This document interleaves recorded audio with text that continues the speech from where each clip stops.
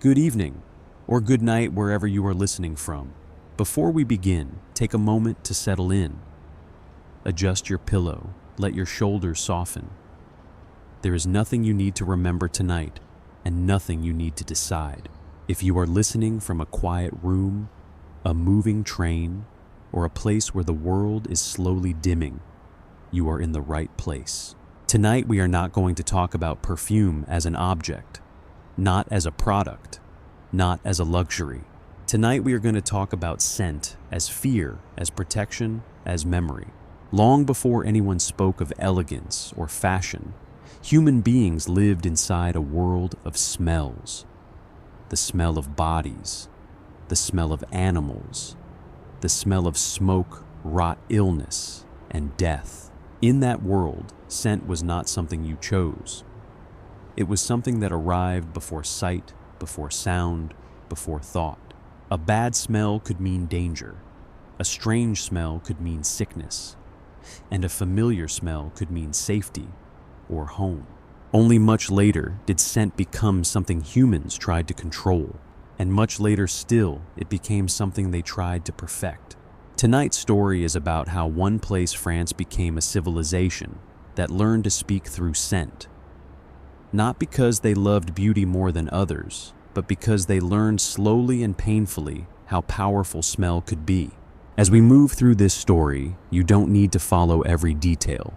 Just let the images drift past you, and if at any point a memory rises, a place, a person, a moment connected to a scent you can't quite name, let it stay.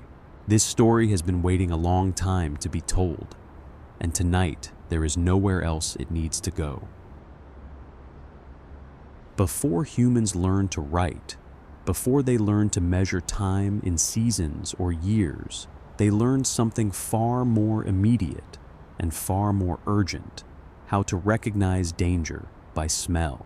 Long before language gave the world names, long before thought could organize experience into meaning, the body already understood what was safe and what was not.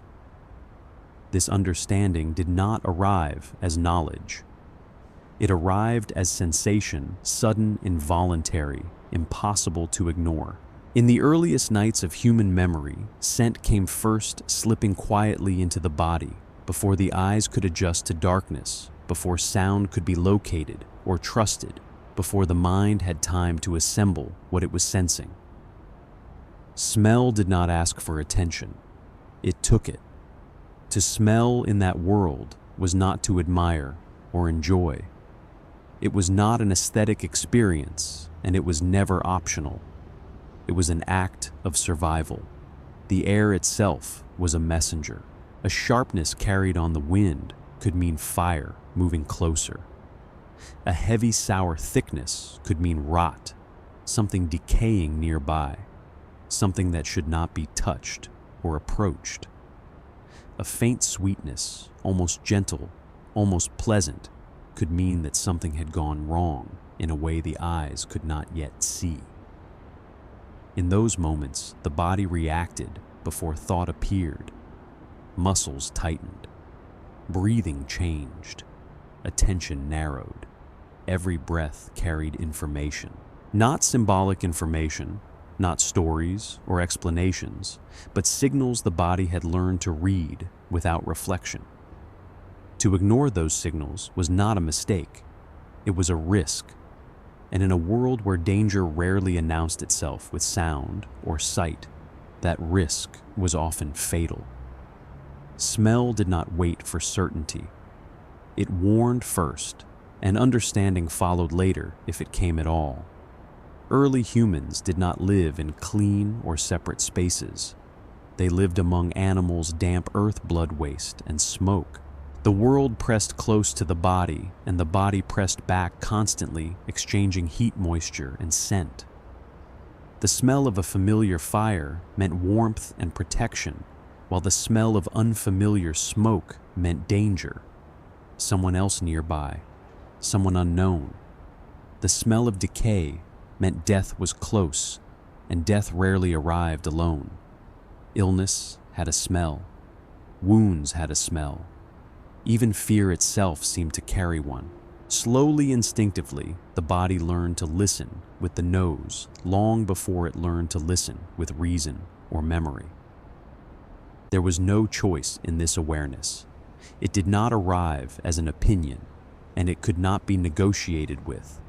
There was no luxury or preference involved, only adaptation, the quiet kind that happens when survival keeps repeating the same lesson until the body learns it by heart. In early communities, scent was not something a person could step away from or wash off in any meaningful sense. It followed them like a shadow made of air. It clung to skin and hair, settled into the seams of the body, seeped into clothing made of hide and fiber, and then stayed there deep in the material where time and warmth could not easily reach. It drifted into sleeping spaces and remained lingering in the place where people were most defenseless, where the night asked them to close their eyes and trust the world for a few hours. To carry a bad smell was not embarrassing or shameful. Those were later ideas. Here it was, danger simple, direct, physical. A person's scent was not just a personal detail. It was a signal the group read without thinking, the way animals read the air, the way the body reads a sudden silence. Others would avoid you not out of cruelty, but out of instinct that moved faster than kindness. Distance in that world was not always rejection. Sometimes it was protection. Sometimes it was the only protection available. A strange odor could signal infection. Infection could signal death. And death could mean the end of the group, not as a dramatic event, but as a slow unraveling. Fewer hands, less strength, less safety, less margin for error. Even before humans understood why certain smells frightened them, they obeyed that fear because fear did not need explanation to be useful. The first unspoken rule of scent was simple and unforgiving. What smells wrong is not safe. As communities grew larger, their smells grew more complex, layering upon one another, until the air itself seemed to carry weight.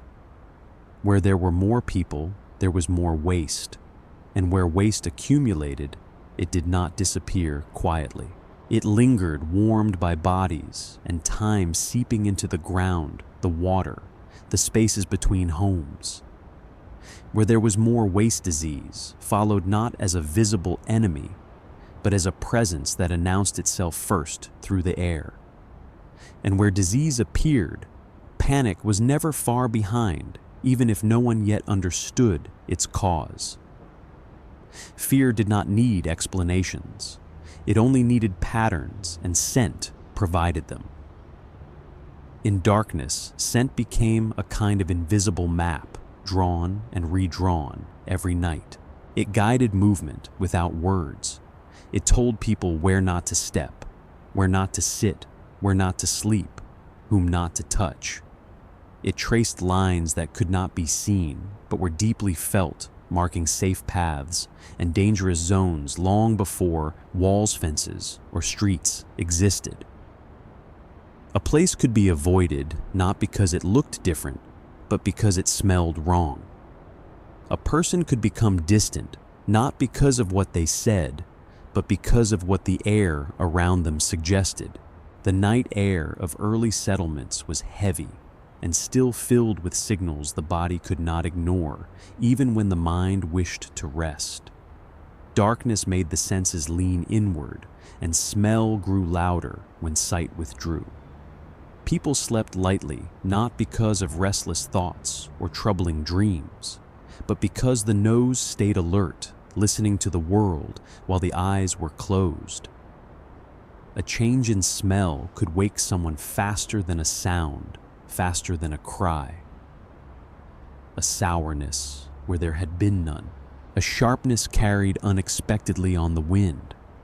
A subtle wrongness that had no clear source and no clear name, only the certainty that something had shifted. In those moments, the body reacted before understanding followed. tightening, listening, waiting. The air itself became a warning system, and the night was never truly silent. It breathed, it shifted, it carried messages, and those who survived were the ones who learned without thinking how to read them. Slowly, quietly, humans began to interfere with the air around them. They burned plants not only for warmth, but because smoke pushed other smells away. They rubbed oils and resins into their skin, not to be attractive, but to mask what the body produced naturally. Through trial and error, they noticed that certain leaves made the air feel lighter, that certain woods drove insects away, that certain substances calmed fear, even if no one could explain why. None of this knowledge was written down. It lived in memory and habit, passed from elders to children, from hands to hands. Over time, these acts stopped being purely practical and became ritual. A fire was no longer just a fire. It was protection, cleansing a claim on space. Smoke became more than smoke. It was no longer only the byproduct of fire or warmth, no longer just something that drifted upward and disappeared into the night. It took on meaning. It became a boundary, thin shifting, but deeply felt, separating the living from the dead, the inside from the outside, the known from the unknown, safety from threat. Where smoke moved, space changed. Where it lingered, the air felt claimed, altered, no longer neutral. In many early beliefs, gods did not see humans first. They smelled them. The unseen world was imagined not as something that looked down with eyes, but as something that hovered, breathed, and responded to what rose toward it. Offerings were burned not to be destroyed, but to travel. Fire transformed solid things into scent, and scent into movement. What mattered was not what was placed in the flames, but what left them, the invisible trace that climbed upward on paths no one could see, but everyone felt were there. A pleasing smell meant favor, not approval in a moral sense, but acceptance, a sign that the boundary had opened rather than closed.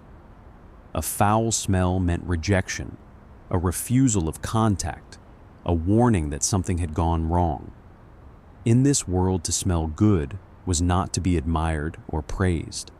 It was to be allowed to remain within the group, allowed to approach the sacred, allowed to exist without drawing danger closer. Smell shaped belonging more quietly than words ever could. It decided who could stand near the fire, who could enter certain spaces, who needed to be kept at a distance. These judgments were rarely spoken aloud. They did not need to be. The body understood them immediately without argument or explanation.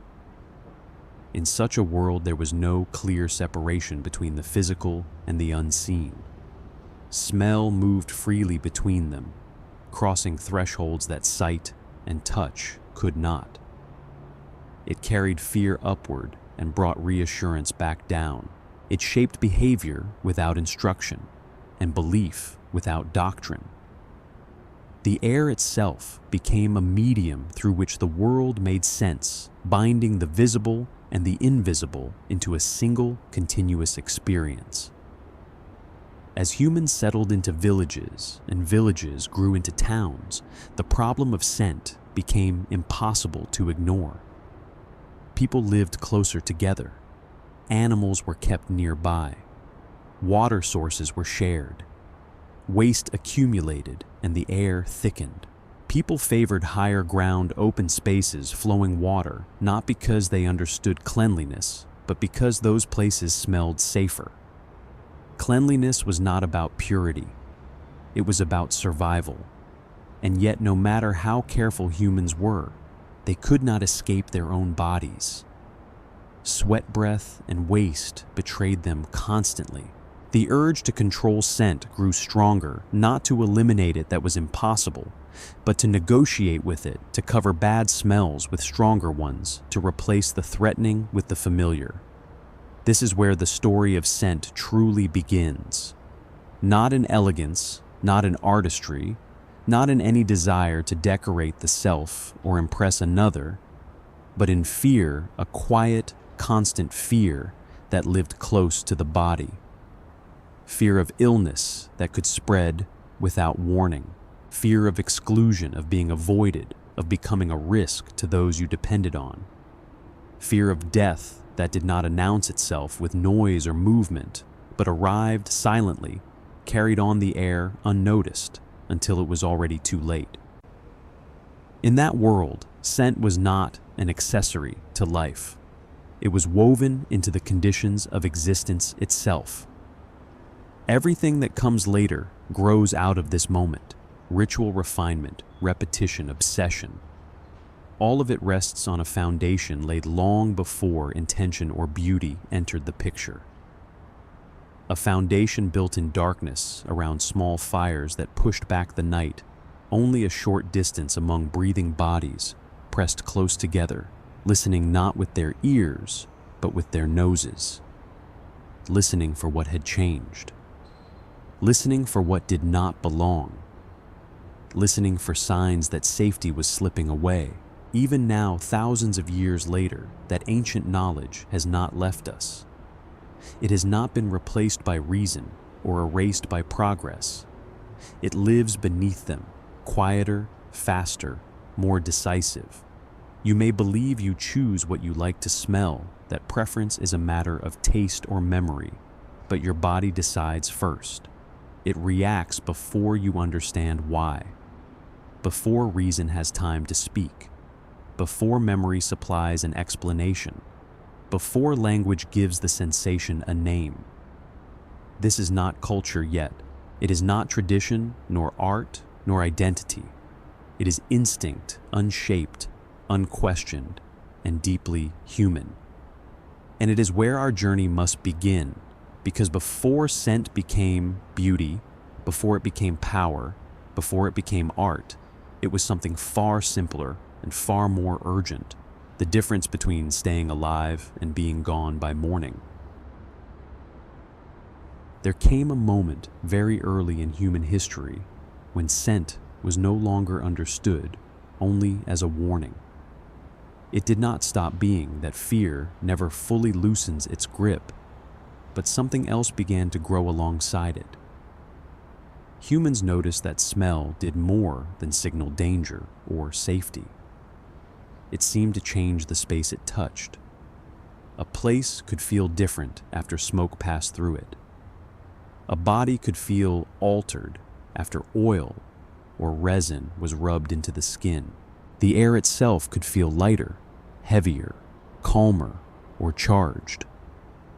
Long before humans learned to explain this, they learned to respond to it. Fire was the first teacher. Long before it was understood as a tool, it was experienced as a force that changed the nature of things placed within it. When something entered the flames, it did not simply vanish. It did not return to the earth the way broken objects did, nor did it remain where it had been. It transformed. Solid matter loosened its shape. What had weight became lighter. What could be held became something that moved on its own. Smoke rose, twisted, spread, and then slipped away into places the eye could not follow, places the body could sense but never reach. This transformation alone was enough to give fire meaning. In a world where so much danger came from what could not be seen, illness that moved through bodies without warning, decay that spread quietly, spirits and death that arrived without form, smoke appeared to travel in the same direction as all that was feared and all that was unknown. It moved upward, away from the ground, beyond reach. It did not linger where people could grasp it. It crossed a threshold that nothing else could cross so easily. Fire did not just warm the body or push back the darkness. It changed the rules of matter. It turned the familiar into something unstable and alive. And in doing so, it suggested a path. What entered the flames did not stay in the human world. It left it visibly and unmistakably, Smoke made that leaving visible. It gave movement to disappearance. In this way, fire became more than protection. It became a passage, a way for things to go somewhere else without being destroyed in the ordinary sense. What mattered was not what was consumed, but what was released.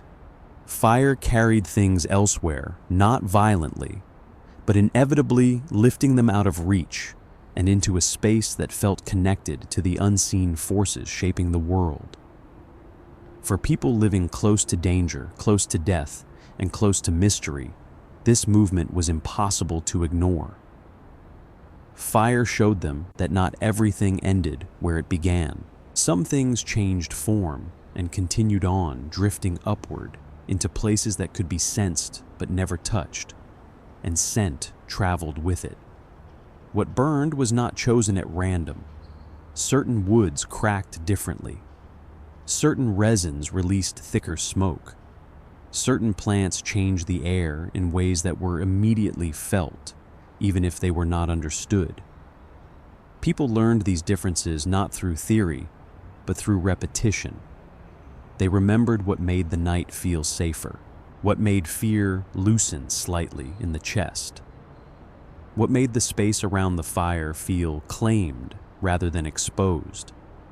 Over time, these acts became deliberate. Smoke was no longer just something that happened. It was something made to happen. This was the beginning of ritual, though no one would have used that word.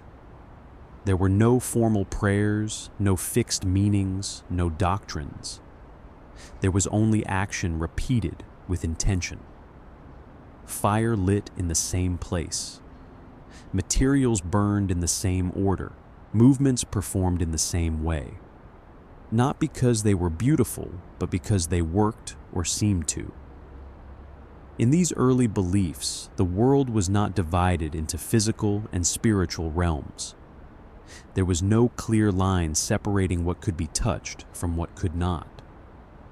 Existence was continuous, a single landscape in which stone fire, breath fear, and presence all belonged to the same fabric. What could be held in the hand and what could only be sensed were not opposites. They were different expressions of the same reality, shifting in and out of reach, depending on light movement and attention. The unseen was not distant or abstract. It was not imagined as somewhere far away, removed from daily life. It was close, intimate, pressing in from the edges of the firelight, from the places where shadows gathered and vision failed. It lingered just beyond the circle of warmth and familiarity, felt rather than observed, known through sensation rather than sight. People did not look toward it.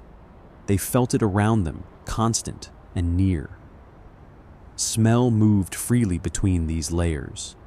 It did not respect boundaries that stopped bodies or objects. It passed effortlessly from the visible world into the unseen and back again. It crossed thresholds that feet could not step across and hands could not reach. It entered darkness without resistance and returned changed, carrying traces of where it had been. A scent released into the air did not belong to one place. It spread, thinned, shifted, touching spaces the body could not follow. In this way, smell became a quiet mediator between layers of existence. It allowed what was physical to speak to what was unseen, without breaking the continuity of the world. Nothing needed to be summoned or explained. The movement itself was enough. The air carried meaning, and the world remained whole, unbroken, held together by breath smoke, and the invisible paths scent traveled through the dark. In many early mythologies, gods did not observe humans from afar. They were imagined as forces that breathed, that hovered, that responded to what rose toward them. The language of sight came later. At first, it was scent that mattered. What reached the unseen world was not the object itself, but what it became when transformed by fire. Offerings were not meant to remain. They were meant to travel. Their value lay in their disappearance, in the invisible trace they left behind. A pleasing smell meant that the boundary had opened, that something had been received rather than rejected. It did not mean approval in a moral sense. It meant alignment. The world had not pushed back.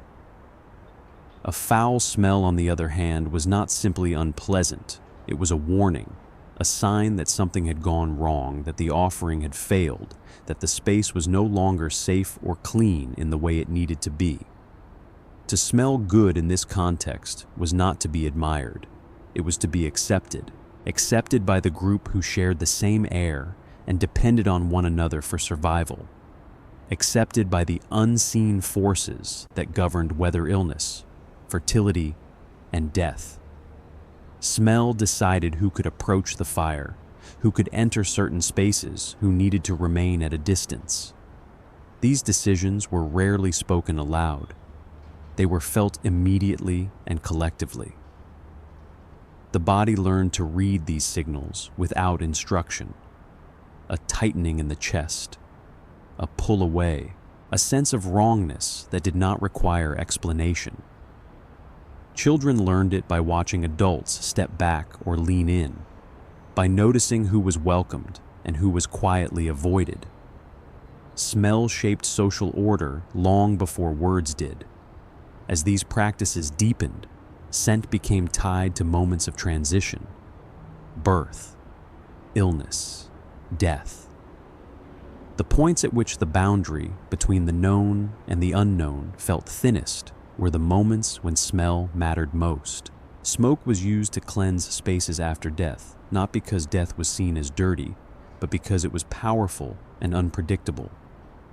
The air needed to be reset. The boundary needed to be redrawn. Similarly, bodies were marked with oils or scented substances during rites of passage, not to decorate them, but to signal change. A person who had crossed from one state into another, child to adult, healthy, to ill living, to dead, did not smell the same afterward. The scent was part of the transformation. It announced that something fundamental had shifted. In this way, scent became a language, not a language of words, but of states and thresholds. It communicated what kind of moment this was, what kind of space this was, what kind of presence was allowed here. And like all languages learned early, it was absorbed deeply. It bypassed reflection. People did not stop to ask why smoke mattered. They asked whether it felt right, whether the air had changed in the way it was supposed to, whether the night seemed quieter afterward. Over generations, these patterns did not fade. They repeated quietly, patiently, until repetition became expectation, and expectation hardened into belief. What had once been instinctive responses turned into shared understanding. Stories began to form around actions that had already proven themselves necessary. Myths did not appear to invent meaning, but to hold it still long enough to be remembered. They gave voice to sensations the body had known long before words were trusted. Gods were described as favoring sweet smoke and rejecting foul offerings, not because sweetness itself was sacred, but because it aligned with what had always felt right. A pleasing scent signaled balance, safety, acceptance. A foul one suggested disturbance, danger, a boundary that should not be crossed. These descriptions did not teach people how to feel. They reflected feelings already embedded in the body through years of watching, breathing, reacting.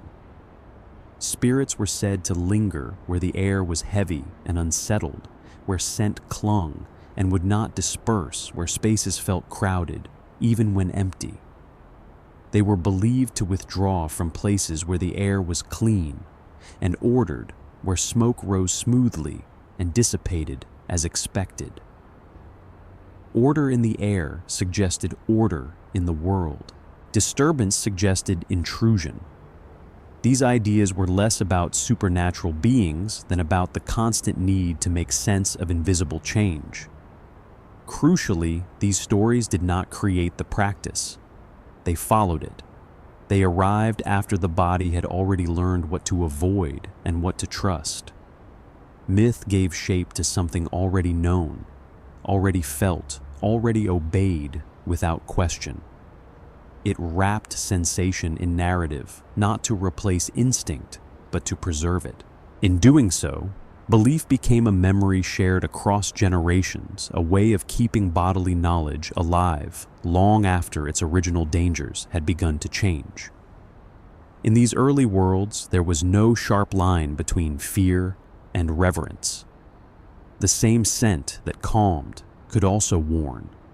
The same smoke that protected could also signal danger if it behaved unexpectedly. Meaning was not fixed. It shifted with context, with place, with time of day. What mattered was attention. The willingness to notice. Night amplified this awareness. When vision failed and sound carried poorly, smell remained. It filled the darkness, making it navigable. A familiar scent meant continuity. An unfamiliar one meant disruption. The unseen world felt closer at night, not because it changed, but because the senses rearranged themselves. Smell rose to the surface. In this sense, ritual was not an attempt to control the gods. It was an attempt to stabilize experience, to make the world predictable enough to rest in even briefly. Smoke drawn in familiar patterns, scents released in known sequences, actions repeated not for beauty, but for reassurance. Over time, these rituals accumulated. They layered upon one another, growing more complex as communities grew. What began as simple acts around a fire slowly became shared practices that defined identity. This is who we are. This is how we mark space. This is how we keep danger at a distance. But at their core, these practices never lost their original function. They were about negotiating with uncertainty, about acknowledging that not everything could be seen or understood, but that some things could be felt and responded to through the air itself. Smell remained the quiet mediator between worlds. It carried fear upward and brought reassurance back down. It shaped behavior without instruction and belief without doctrine. It told people when to stay and when to leave, when to gather and when to separate, when the boundary was holding and when it was beginning to thin. This was not yet culture in the way we now understand it. It was not art, nor philosophy, nor theology. It was a way of living inside a world that felt alive, responsive, and often dangerous. A world where the unseen pressed close and where survival depended not only on strength or skill, but on attentiveness. Scent in this world was never neutral. It was never background. It was always doing something, marking, warning, inviting, excluding. It shaped how people moved, how they gathered, how they believed. And though thousands of years would pass, though meanings would shift, and stories would multiply, this foundation would remain. The idea that smell matters, that it connects what we can touch to what we cannot, that it carries more than sensation, it carries relationship. This is the moment when scent stops being only a tool of survival and becomes something else entirely. Not yet beauty, not yet power, but a bridge, a fragile, invisible bridge between the breathing world and the unseen one that surrounded it on all sides. And it is across this bridge that the rest of our story will slowly walk. When humans began to gather in greater numbers, the world changed in ways that were not immediately visible. Villages became denser, paths narrowed, shelters pressed closer together. Animals lived alongside people, not at the edges of life, but within it. What had once dispersed easily into open land now lingered. Smell did not travel away as it once had. It stayed. It folded back on itself. It accumulated, and with it came a new kind of unease, one that did not strike suddenly, but settled slowly into the air. In these early towns and cities, waste was no longer something that could be ignored or left behind. It gathered in corners soaked into soil, pooled in shallow places where water no longer moved freely. The air thickened, especially at night, when heat and movement subsided, and scent had nowhere to go. People did not yet understand illness as something carried by unseen organisms, but they knew something was wrong. They knew because the air changed. It grew heavy, sour, unpredictable. Places that had once felt safe began to feel threatening, even if they looked the same. Disease followed these changes quietly. It did not arrive with sound or warning, did not announce itself with obvious signs that could be named or pointed to. It moved without a pattern that could be easily understood, slipping from body to body, house to house, street to street, often faster than anyone could follow. It left no clear trail behind it, only absence, weakness, and spaces that felt wrong after it passed. And wherever it moved, the air seemed to move with it, as though breath itself had become unreliable. The sick smelled different. Not always strongly, not always in ways that could be described, but enough to be felt. Their presence altered the space around them. Rooms they occupied felt heavier. Corners where they slept did not clear easily. Even when no visible signs had yet appeared, even when the body still looked whole, people sensed that something had shifted. The air no longer behaved as expected. It lingered. It pressed closer. It refused to disperse. Fear did not rise from knowledge. There were no explanations to cling to, no causes to trace. Fear rose from repetition. The same smells returned again and again. The same changes in the air preceded the same outcomes: weakness, fever, withdrawal, death. Over time, these patterns became impossible to ignore. They did not need to be understood to be believed. The body remembered what the mind could not explain. Each recurrence reinforced the connection. A scent noticed once could be dismissed. A scent noticed many times could not. It became a warning, a memory, a signal the body responded to before thought intervened. The air itself seemed to carry history, recalling past losses and announcing future ones before they arrived. In this way, fear settled into daily life not as panic, but as constant vigilance.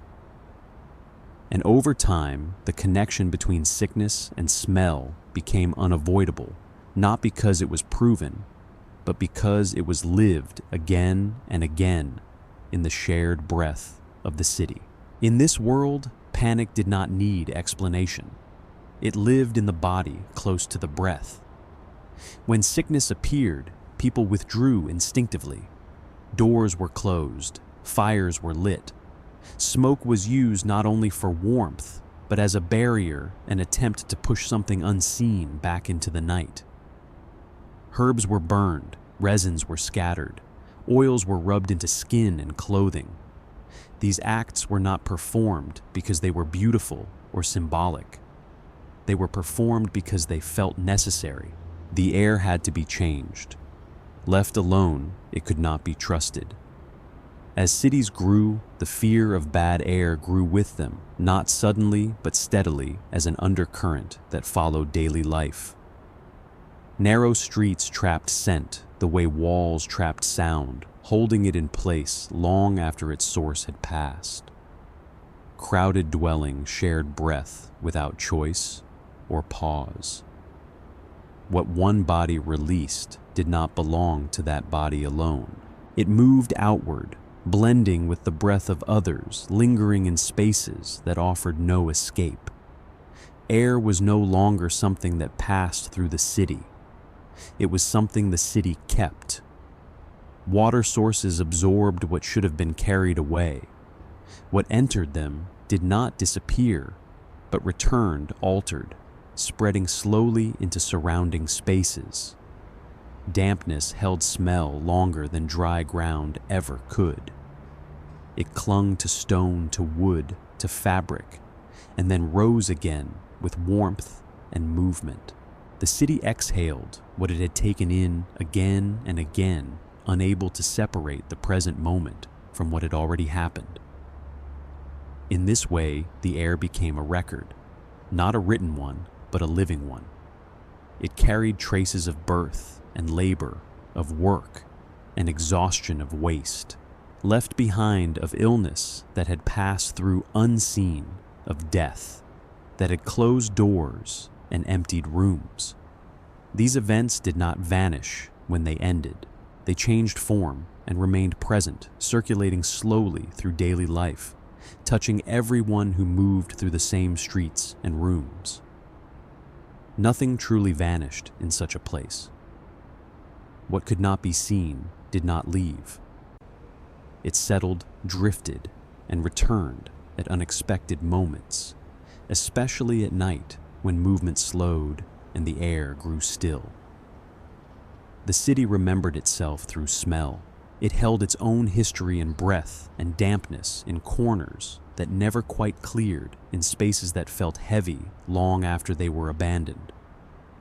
Living within this environment meant living with continuity. The past did not stay behind. It shared the present. Every breath drew a line between what had been and what was, and that line was never clean. The fear of bad air was not a fear of something external entering the city. It was the fear that the city itself could not forget that it carried everything it had ever been and offered it back slowly to those who lived within it. Night magnified this fear. Without the distraction of movement, and light smell became dominant. The city breathed differently after dark. Scents deepened, sharpened, or turned unexpectedly. A familiar street could feel dangerous simply because the air had changed. People learned to move carefully to avoid certain places at certain times, guided not by sight, but by sensation. The nose became a watchman alert, even when the body was at rest. Sleep in such places was never deep. It was negotiated. People rested lightly, waking at subtle changes in the air. A sudden sourness, a damp heaviness where there had been dryness, a wrongness that had no clear source but demanded attention. These awakenings were not dramatic. They were quiet, tense moments in which the body listened for confirmation. Was the danger real or imagined? Had the air changed enough to matter? Over time, these experiences shaped belief. The idea emerged that sickness traveled through air itself, that corruption rose from the ground, from waste, from stagnant places, and settled over those who lived too close. The language used to describe illness was drawn from smell. Air was described as clean or foul, healthy or dangerous. A place that smelled wrong was not merely unpleasant, it was threatening. To breathe, there was to invite harm. This belief did not come from ignorance, nor from a lack of attention to the world as it was lived. It came from observation patient and repeated, formed slowly through the accumulation of experience rather than sudden insight. Again and again, people noticed that illness followed certain conditions, returning with a consistency that could not be dismissed. Dampness lingered and sickness appeared soon after. Crowding increased and bodies weakened. Stagnation set in and something unseen seemed to take hold. These patterns were not written down or measured, but they were felt deeply enough to be remembered. And always scent was present. It did not explain what was happening, but it announced that something had already begun. It was the first sign that the balance of a place had shifted, that the air no longer behaved as it should. Before pain, before fever, before visible decay, there was a change in smell, subtle at first, sometimes almost imperceptible, but unmistakable to those who lived close to it. The body registered it immediately, tightening, withdrawing, growing alert. In the absence of explanation, smell became evidence. It was the closest thing to proof that people had. It did not require language or theory. It did not argue or persuade. It simply returned again and again at the same moments under the same conditions. Over time, this repetition gave it authority. When the air smelled wrong, danger followed. When it cleared, relief came. The connection did not need to be perfect to be trusted. It only needed to be consistent. Smell in this way became a form of knowing. Not knowledge in the abstract sense, but a practical understanding rooted in the body and reinforced by memory. It stood in for what could not yet be seen or named, offering a signal where explanation failed. And so people learned to treat the air itself as a witness, something that carried traces of what had gone wrong, and warned quietly but insistently when it was about to happen again. Cities responded in the only ways they knew how. They tried to control air. Streets were widened where possible. Fires were lit more often. Smoke became a constant presence, not just in homes, but in public spaces. Bells rang to mark times of cleansing. Spaces associated with sickness or death were avoided, sealed, or ritually reset. The goal was not cure, but containment. If the air could be managed, perhaps the danger could be held at a distance. People began to associate certain smells with protection: wood smoke, burning herbs, warm resins.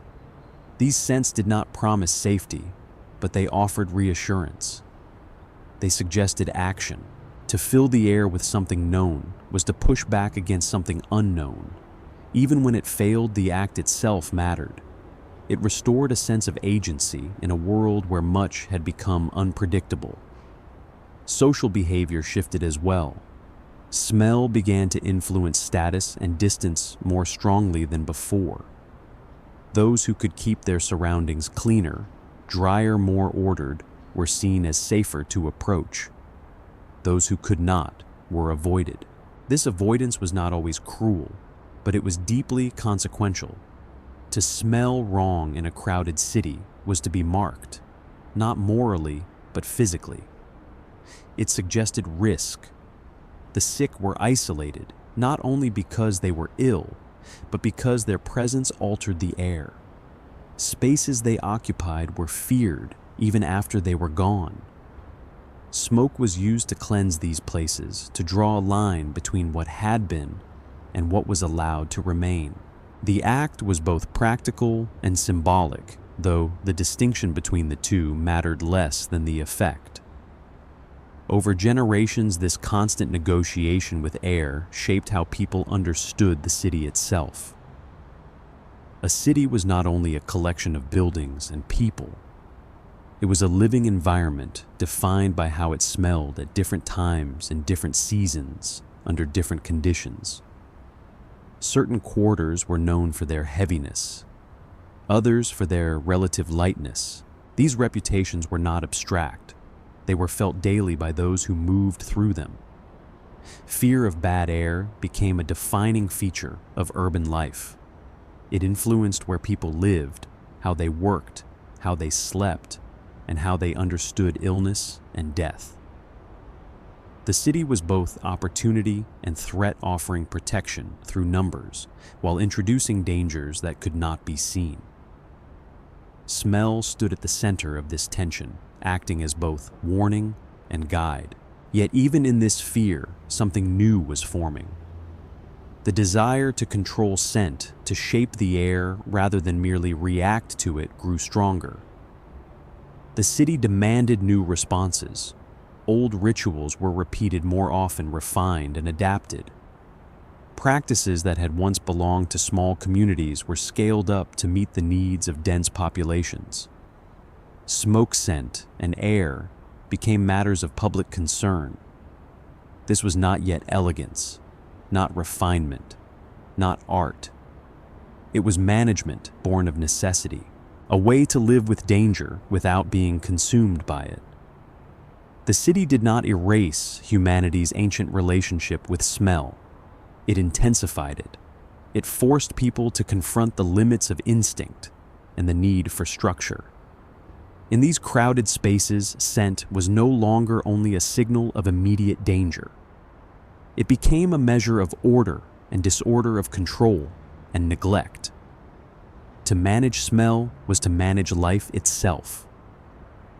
And though no one yet spoke of beauty or luxury, the groundwork was being laid. The air once feared would soon be shaped deliberately, not just to protect, but to define identity, power, and belonging. For now, however, the city remained a place of tension, a place where breath had to be earned, negotiated night after night, a place where people learned slowly and uneasily that survival no longer depended only on reading the wilderness, but on reading one another through the air they shared. And it is from within this fear, thick and persistent, that the next transformation will emerge. There came a point when scent no longer belonged only to fear or survival. It did not stop being those things. Nothing ever truly erased them, but another layer settled on top. As communities stabilized and hierarchies formed, smell began to take on a new role. It became a way of organizing people, of creating distance without walls, of speaking without words. In places where bodies lived close together and air was shared, scent quietly began to signal who belonged where. This shift did not happen suddenly, and it was never announced. It emerged slowly, almost unnoticed, woven into the fabric of everyday life, through habits so small they rarely drew attention to themselves. No single moment marked the change. Instead, it accumulated through repetition, through choices made again and again, until they no longer felt like choices at all. Certain spaces were kept cleaner than others, not as a statement, but as a precaution. Certain corners were cleared more often. Certain thresholds were watched more closely. The difference was felt long before it was understood.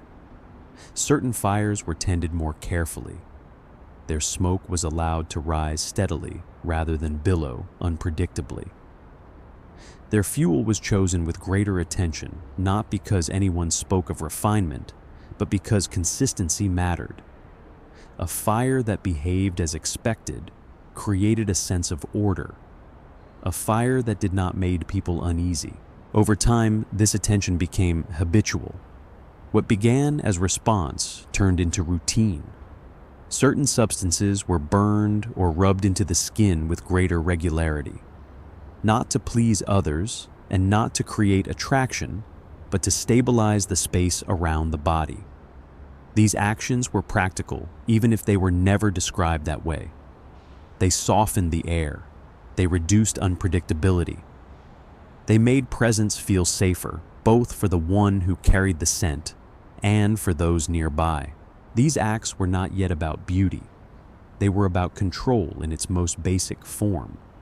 Control over how one was perceived. Control over how a space felt.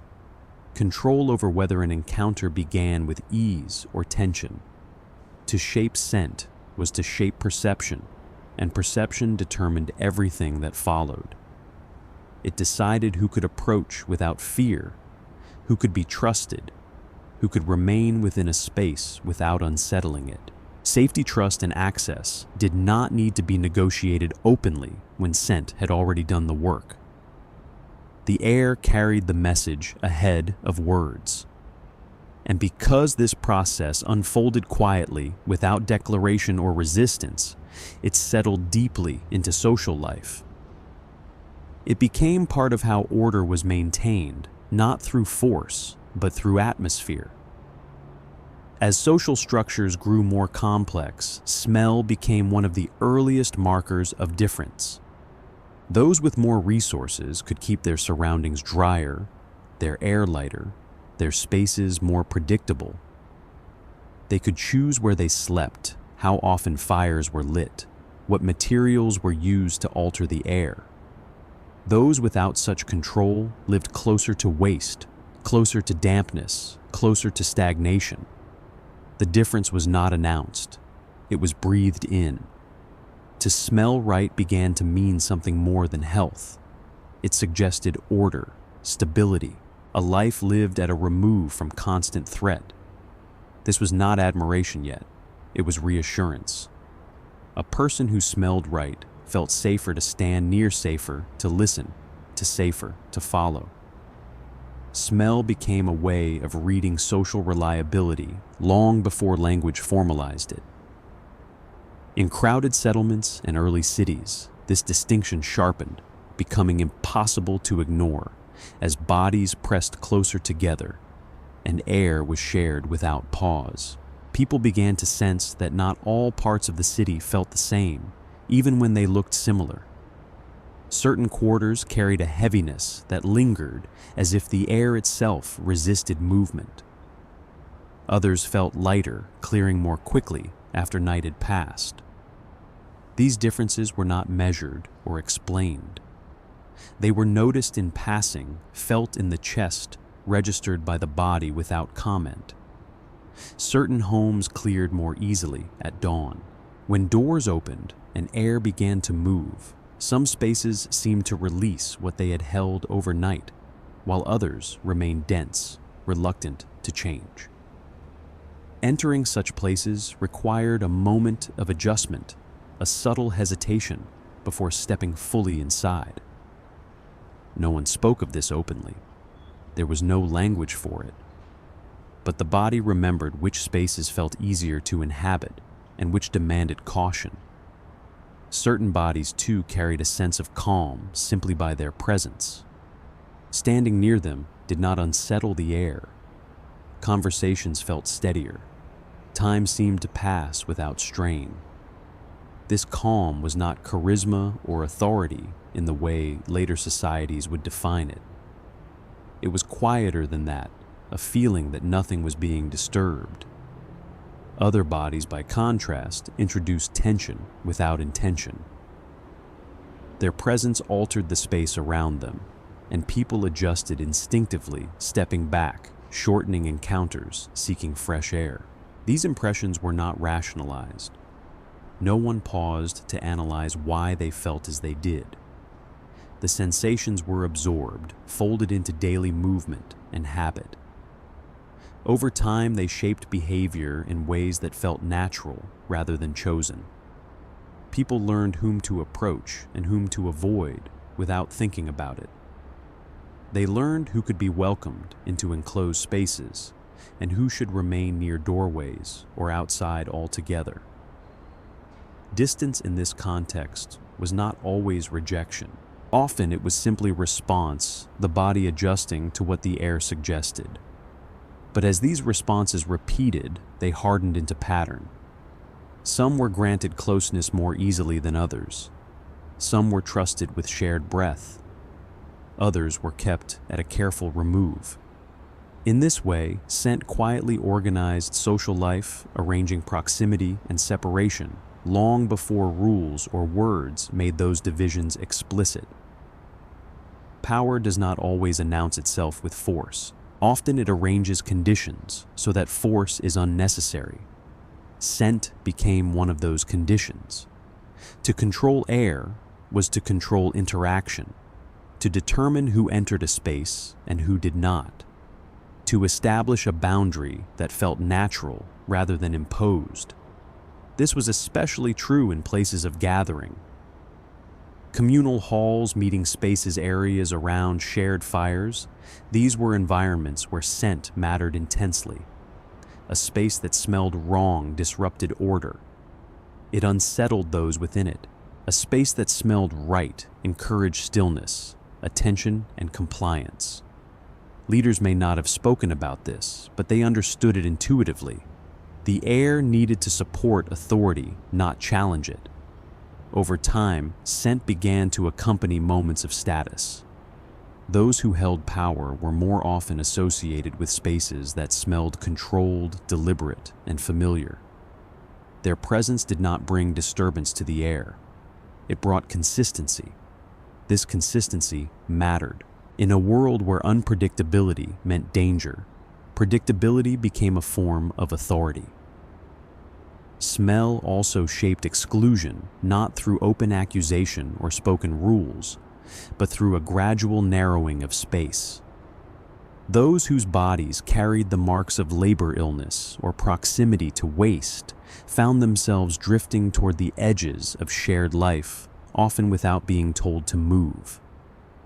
The shift happened subtly, a step taken back, a doorway left unheld, an invitation that did not come.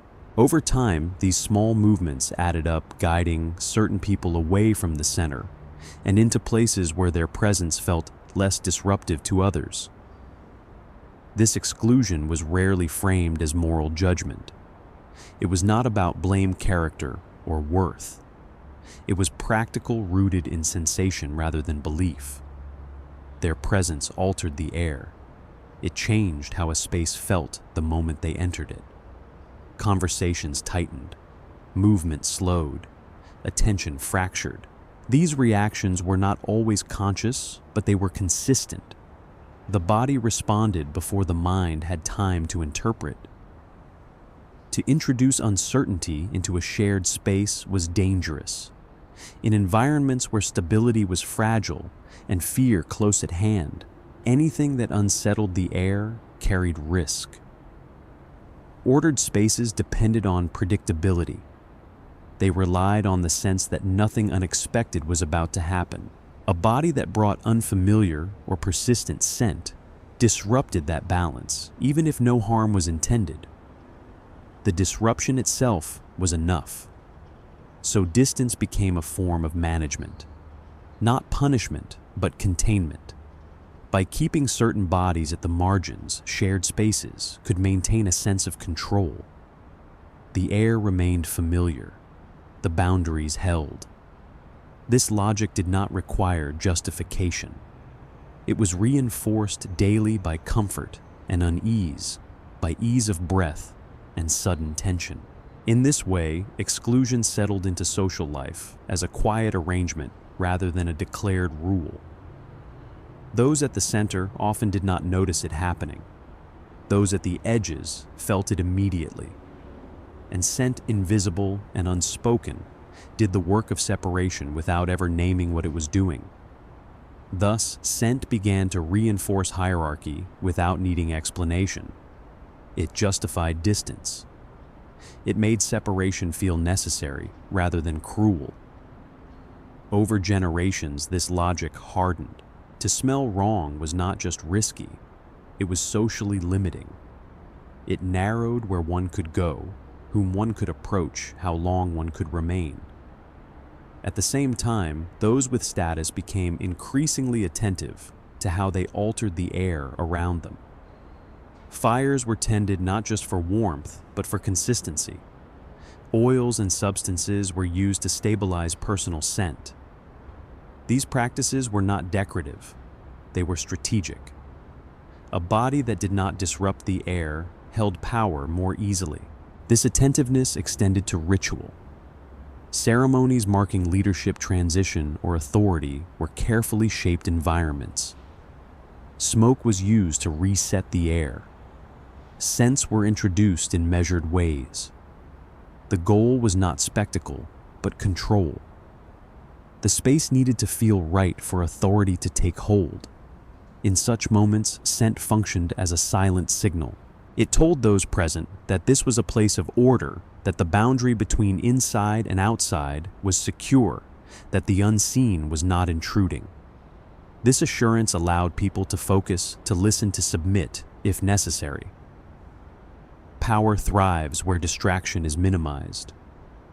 Over time, these practices created an association between certain sense and legitimacy. The air itself became part of governance, not written into law, but woven into experience. Those who moved through controlled spaces learned to associate their calm with those who ruled them. This does not mean that scent was consciously manipulated at every turn. Much of this occurred below awareness. People repeated what worked. They avoided what unsettled. Gradually, the patterns solidified. Smell became a tool of social organization precisely because it did not announce itself as one. As societies grew more stratified, this quiet logic extended further. Work that exposed the body to strong, persistent odors became lower status. Living conditions that could not be easily controlled became markers of marginality. Smell followed class lines long before class had names.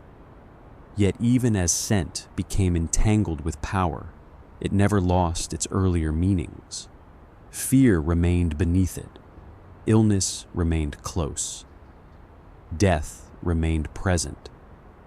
The difference was that these threats were now managed through distance rather than flight, through organization rather than instinct alone. This was a crucial turning point. Scent had moved from being a signal of immediate danger to a marker of social order. It still warned, but it also arranged. It shaped where people stood, how close they came, and how long they stayed. It began to participate in the architecture of society. Importantly, this transformation did not erase earlier beliefs. It layered over them. Rituals still mattered. Smoke still marked boundaries. But now these practices were also read socially. They communicated belonging and authority as much as protection. In this way, scent entered power not as an invention, but as an evolution. It extended patterns already learned through survival and belief into the realm of social structure. It became a means of governing bodies without touching them, of guiding behavior without command. And as these patterns settled, they prepared the ground for what would come next. A society in which scent was no longer only reactive, but deliberate. No longer only defensive, but expressive. A society ready to use scent not just to protect itself, but to define itself. That society has not yet fully arrived in our story. For now, scent remains a quiet force shaping hierarchy from within. But the path is set. The air has learned to carry more than warning. It is beginning to carry meaning. There comes a moment in every long human habit when repetition turns into system. What was once instinct becomes routine.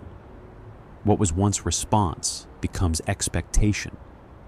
And what was once scattered across daily life begins to gather quietly into something deliberate.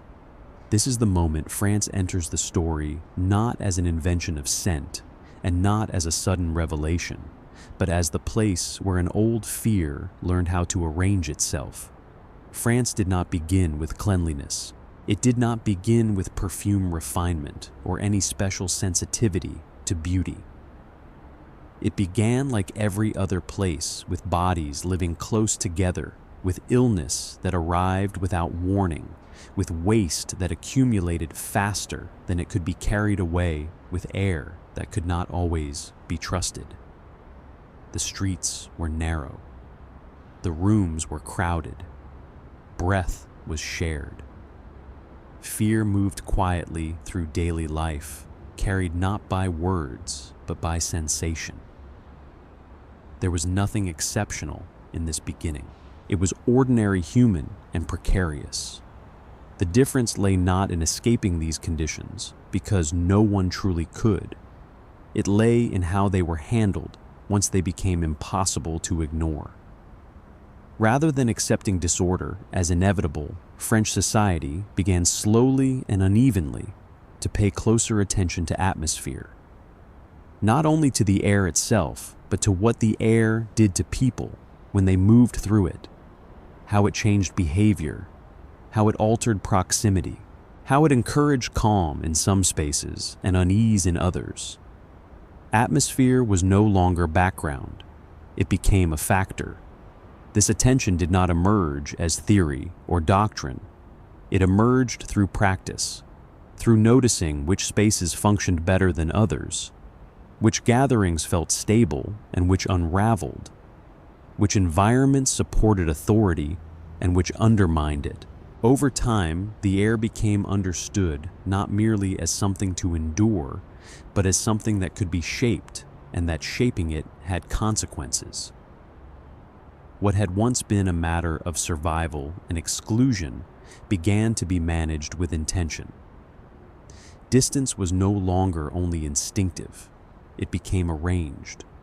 Boundaries were no longer only reactive, they were maintained. Smell, once a warning, became a tool, not a loud one, not an obvious one, but a persistent one that worked beneath awareness. By shaping atmosphere, interaction could be guided without confrontation. Hierarchy could be reinforced without command. Control could be exercised without force. This was the quiet transformation. France did not eliminate fear. It reorganized it. And in doing so, it laid the groundwork for a relationship with scent that would feel centuries later like obsession, but was in truth the result of long attention paid to the invisible forces that shape how people live together. This shift did not erase fear, it refined it. As power consolidated, especially around royal courts, the control of space became paramount. The court was not simply a residence. It was an environment in which every detail mattered, because every detail carried meaning. Who stood where? Who approached whom? Who remained? Who waited? In such places, scent was no longer just a byproduct of life. It became part of governance. Versailles, long before it became a symbol of grandeur or excess, was a lesson in proximity in what happens when too many bodies are gathered around power and must be kept there without allowing chaos to take hold. Thousands of people moved through its halls every day, servants carrying linen and food, nobles waiting to be seen, guards standing still for hours, petitioners lingering at thresholds hoping to be noticed. Their paths crossed constantly, their breath mixed continuously, and the air was shared without pause or relief. In such closeness, illness could spread easily. A single body out of balance could unsettle many others. Fatigue accumulated, tempers shortened. Small disruptions had the potential to ripple outward. Disorder did not need to announce itself loudly. It could begin quietly through discomfort, irritation, unease sensations that traveled faster than rules or commands ever could. And yet order had to be maintained, not just the visible order of schedules and ceremonies, but a deeper, more fragile one, the feeling that power was stable, present, and unquestionable. This could not be achieved through force alone. Force draws attention to itself. It creates resistance. What was required was something more subtle, a way of regulating experience so that authority felt natural rather than imposed. The atmosphere itself became part of this regulation.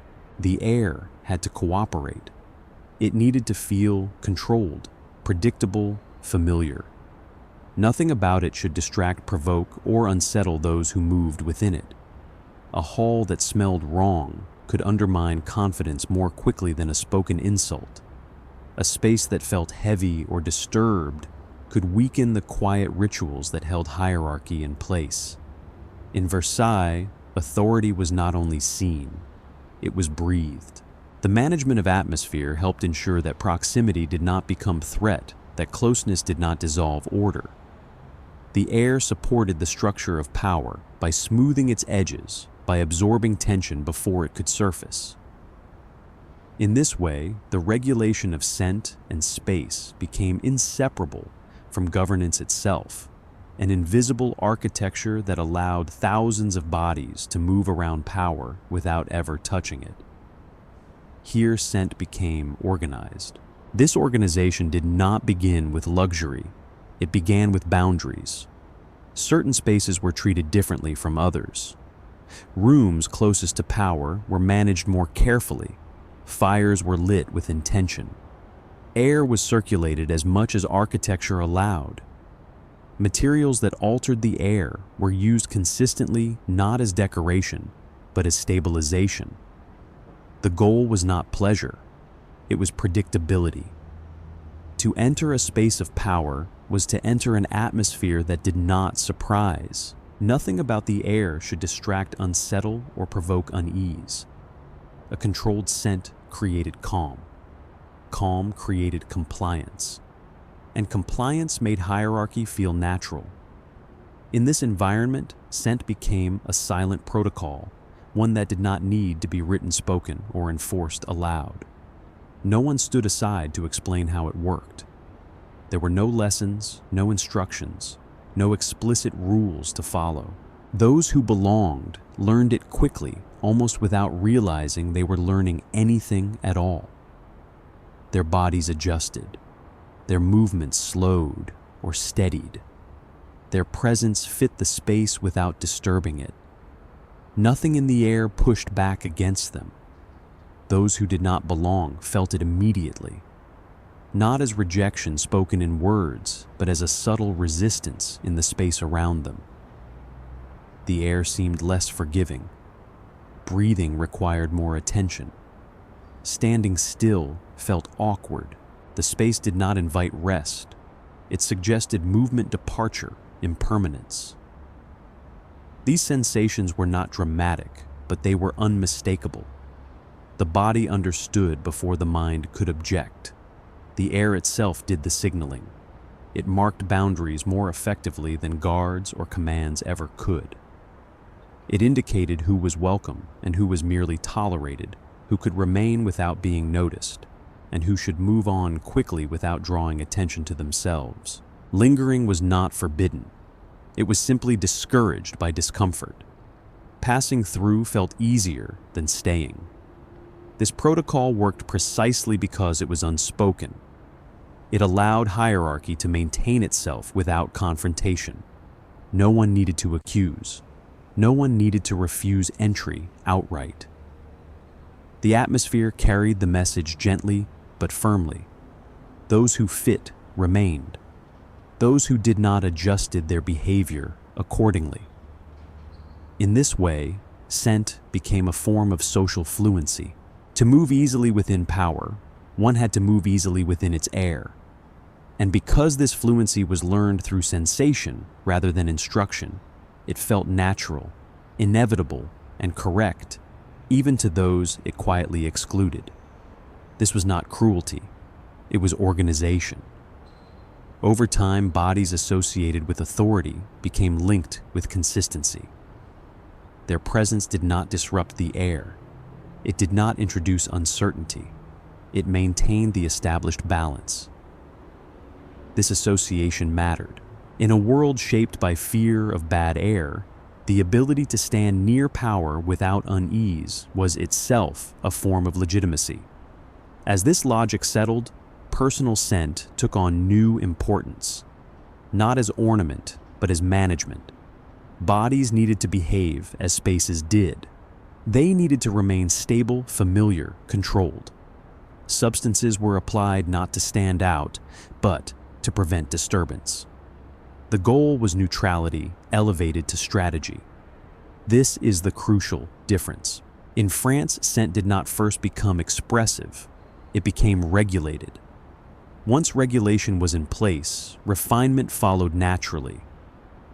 When something must be managed daily, it is eventually optimized. Choices become preferences. Preferences become standards. Standards become expectations. And expectations begin to define identity. French society did not suddenly decide to love scent. It decided gradually that scent mattered enough to deserve attention, enough to deserve rules, enough to deserve expertise. This expertise did not live only with artisans or specialists. It permeated court life, the way rooms were prepared, the way garments were handled, the way bodies moved through space. Everything worked together to maintain a stable atmosphere. Disorder was not always visible. Often it was sensed first, and scent was the earliest indicator. In this way, fear was transformed. No longer an immediate reaction to danger, it became a preventative logic. Scent was used to ensure that danger did not arrive unannounced. The air was shaped so that nothing unexpected could take hold. This logic extended outward from the court. As royal culture influenced broader society, the organization of scent followed. The idea that air could be managed and should be became more widely accepted. Domestic spaces mirrored elite ones where possible. Cleanliness, dryness, and controlled atmosphere became signs of good order. Importantly, this was not about purity. It was about separation, the ability to distinguish spaces, bodies, and moments from one another, to ensure that what belonged together remained together, and what did not could be kept apart. France excelled at this distinction. Where earlier societies reacted to scent, French society began to anticipate it. Where others avoided bad air, France attempted to prevent it from forming. This preventative mindset changed everything. It allowed scent to move from a defensive role into a defining one. Once scent could be shaped deliberately, it could also be used symbolically, not yet as art, but as signal. A controlled scent announced that this space was ordered, that authority was present, that boundaries were intact. Over time, this signal became associated with refinement. Refinement did not mean softness, it meant precision, the ability to control subtle forces without drawing attention to the act. True power did not need to announce itself. It simply made disorder feel out of place. Scent became part of this quiet language. It communicated without confrontation. It guided behavior without command. It shaped interaction without appearing to do so. And because it worked through sensation rather than instruction, it felt natural, unavoidable, correct. This is why the French relationship with scent feels different. It is not rooted in indulgence, but in structure, not in excess, but in control. What appears as obsession is at its core organization taken seriously. Centuries of managing fear, proximity, and power had taught France that atmosphere matters, that the air people share determines how they behave toward one another. And that scent, invisible and persistent, is one of the most effective ways to shape that atmosphere. By the time perfume, as we recognize it, begins to emerge, the groundwork is already complete. The obsession is not sudden. It is inherited, passed down through habit spaces and expectations long before it is bottled or named. France did not fall in love with scent. It learned to rely on it. And once reliance becomes habit, habit becomes identity. This chapter is not about beauty yet. It is about preparation, about the slow construction of a culture that understands deeply and intuitively that control of the air is control of experience. The artistry will come later. The elegance will follow. But first, there is order. Quiet, deliberate, unspoken order. And it is here in this organization of fear into structure that the French obsession with scent truly takes root. There comes a point in every human relationship with nature when acceptance is no longer enough, when patience with transience begins to wear thin. For centuries, people had learned to live with scent as something fleeting, something that arrived without warning and departed without permission. Flowers bloomed, released their presence into the air, and disappeared, leaving behind only the knowledge that they had once been there. Smoke rose from fires, thick at first, then thinning, loosening, and finally dissolving into the sky. Even the most powerful smells did not stay. They announced themselves, filled the senses for a moment, and then quietly returned to the world they came from. This impermanence was once accepted as part of the order of things. It was understood, even if it was never explained, that scent belonged to time rather than possession. It could be encountered, but not held. It could be remembered, but not recalled at will.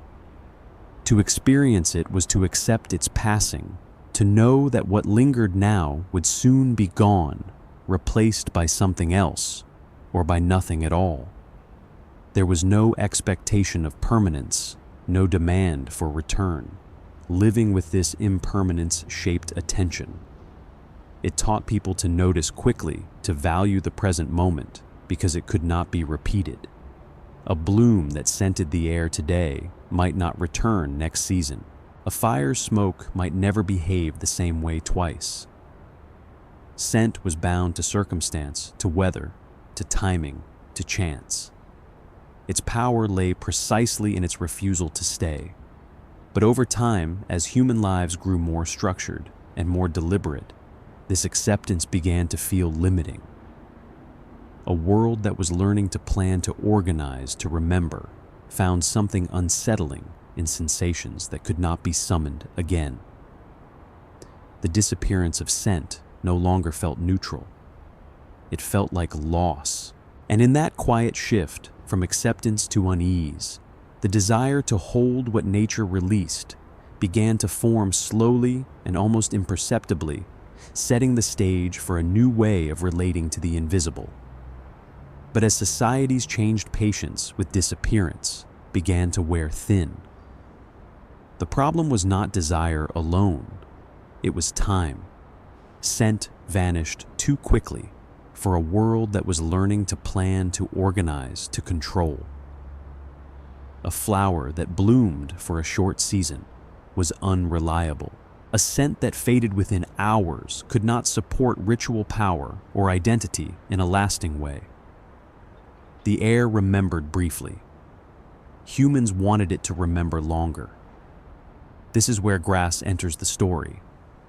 Grass did not begin as a place of beauty, nor as a destination shaped by admiration or aesthetic intent. It began as a place of necessity, formed by the demands of labor, by the limits imposed by climate, and by a closeness to materials that could not afford to be wasted. Work here was practical and repetitive. Time was measured by seasons and yield not by elegance. What mattered was use, not appearance. Nothing about grass suggested refinement at first glance. What distinguished it was not inspiration, but attention. A sustained, almost stubborn attentiveness to small differences that others might have overlooked. The land offered plants whose scents carried unusually well, lingering longer than expected, unfolding slowly rather than vanishing all at once. The air itself seemed to receive fragrance, differently holding it in place instead of letting it scatter. This was not dramatic or obvious. It was noticed only by those who stayed long enough, who worked close enough to the ground to sense what others passed by. Flowers grew with a persistence that invited experimentation. They returned season after season, responding to handling rather than withdrawing from it. When gathered, they gave more than expected. When pressed or infused, they did not collapse into nothingness. They endured transformation. This endurance mattered. It suggested possibility. It hinted that nature in this place was not fragile in the way it was elsewhere. Nature here did not resist being worked with. It did not demand force or conquest. It responded, slowly, reliably, and within limits that could be learned. This response rewarded patience rather than ambition. It encouraged repetition rather than invention. Over time, that response shaped the people who worked the land, teaching them to listen closely, to adjust carefully, and to trust that attention itself could draw something lasting out of what was otherwise fleeting. In grass, a necessity did not give way to beauty. It prepared the ground for it. People noticed. At first, the work was simple. Flowers were gathered at their peak, crushed, pressed, infused. Oils absorbed what the air could not hold. Fat captured what breath could not keep. These methods were not elegant. They were slow, physical, repetitive. Hands learned through exhaustion. Timing mattered. Too early and the scent was thin. Too late and it was already gone. This work required patience of a new kind. Not patience for waiting, but patience for repetition. The same gestures performed day after day, season after season. The same attention to weather, warmth, moisture. The same acceptance that nature did not give itself freely. It had to be met at the right moment. What emerged from this was not dominance over nature, but negotiation. Flowers were no longer experienced only in bloom. They were transformed into something that could last, something that could be stored, transported, revisited. Nature, which had always moved forward without pause, was asked to linger, to stay available, to remember itself beyond its natural span. This was a radical shift. For the first time, scent was no longer entirely dependent on the present moment. It could be summoned, recalled, repeated. A flower that bloomed once could now appear again, out of season, in a different place, under different circumstances. The air could be made to carry memory. In grass, this memory was not abstract. It was material.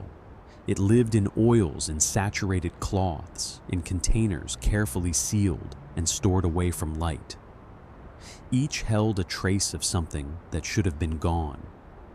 Nature compressed and preserved, altered, but still recognizable. This preservation changed how people related to scent. It was no longer only something to respond to. It was something to compose. Once scent could be held, it could be combined. Layers emerged. One plant softened another. One note extended what another could not sustain alone. Balance mattered.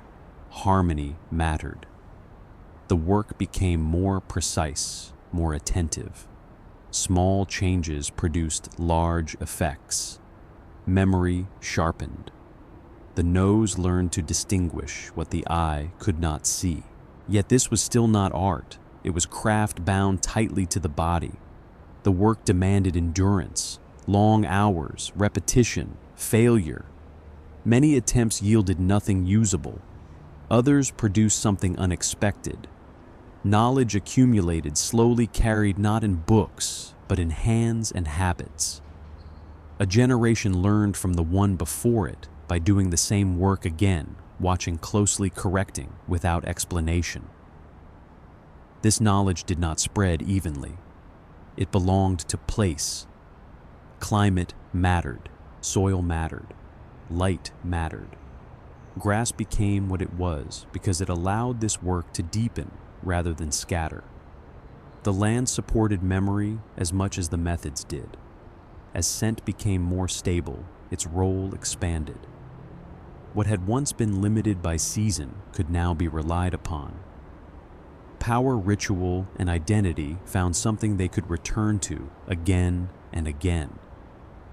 Consistency became possible.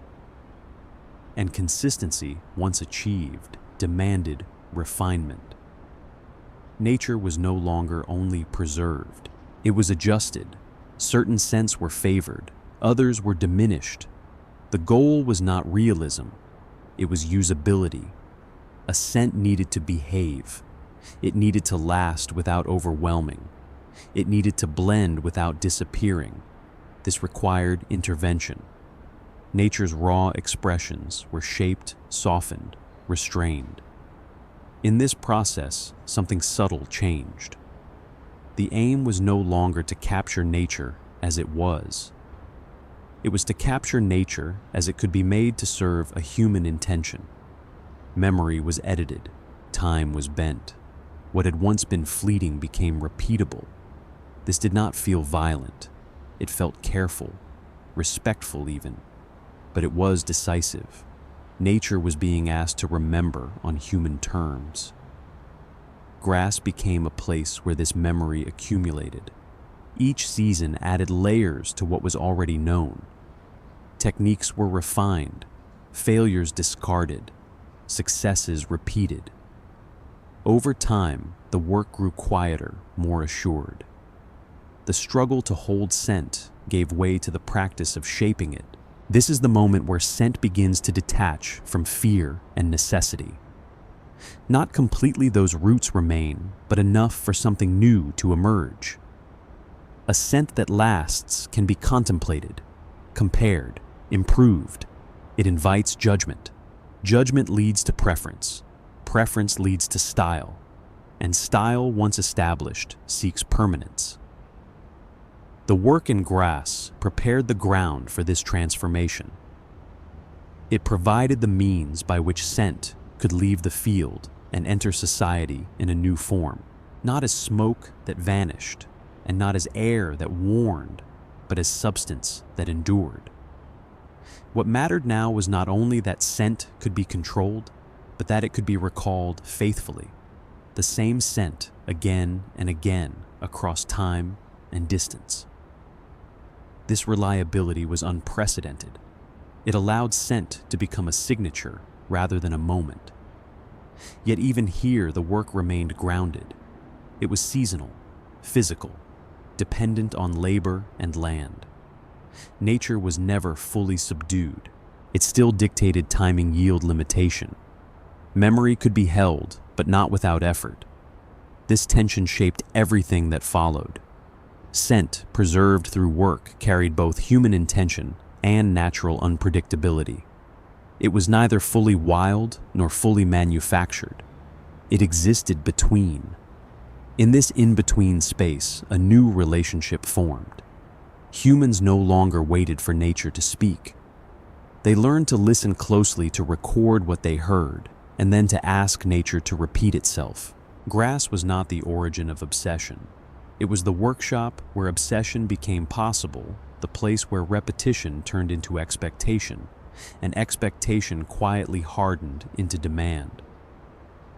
What had once been accepted as fleeting was no longer allowed to vanish without resistance. A scent that could be made to last could also be asked for again, and what could be asked for again could be judged, compared, improved. Permanence changed the rules. It introduced responsibility, precision, and eventually desire. Once scent could be demanded, it could no longer remain wild. It had to be shaped to meet that demand. Strength was adjusted. Roughness was softened. Excess was restrained. Balance became as important as intensity. Refinement followed not as decoration, but as necessity. A lasting scent that overwhelmed was as disruptive as one that vanished too quickly. Control required moderation. Moderation required skill. Skill invited pride. And once refined scent could move beyond its original function, it no longer existed only to stabilize space, to reassure the body, or to keep disorder at bay. It began to carry meaning. It could suggest discipline or indulgence, restraint or abundance, intimacy or distance. It became a way of expressing something about the people who controlled it, not through words or symbols, but through presence. A room could announce its owner before anyone spoke. A body could signal status before it was seen. In this way, nature, once fleeting and indifferent to human schedules, had been taught to remember. Not perfectly, not endlessly, but reliably enough to be recalled. Memory was extracted from season and moment and held in substance. Time bent slightly. What should have passed returned. What belonged to one place could appear in another. The present gained access to the past. And in teaching nature to remember, humanity altered its own relationship with time, memory, and presence. Experience no longer had to be immediate to be meaningful. It could be stored, revisited, repeated. Sensation became something that could outlast the moment that created it. This shift was subtle but profound. It changed how people understood loss, return, and continuity. The consequences of that change are still unfolding.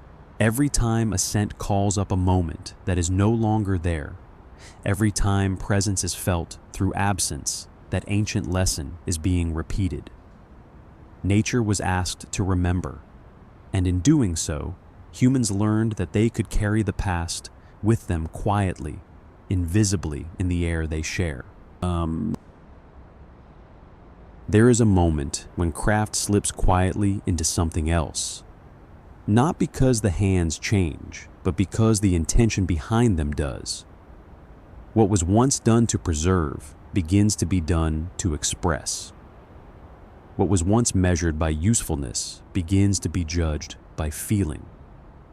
This is the moment when scent, having learned to last, begins to speak. At first, this speech is tentative, barely aware of itself. It emerges quietly, almost accidentally, without declaration or ambition. The people working with scent do not yet think of themselves as artists, and they would not recognize their work as expression in any conscious sense. They are still technicians of memory, caretakers of nature's endurance, concerned with preservation rather than meaning. Their focus remains practical, to hold what would otherwise vanish, to keep something present a little longer than it was meant to be. And yet, something has begun to change beneath their hands. The materials no longer behave as they once did. Oils hold longer, not just in duration, but in character.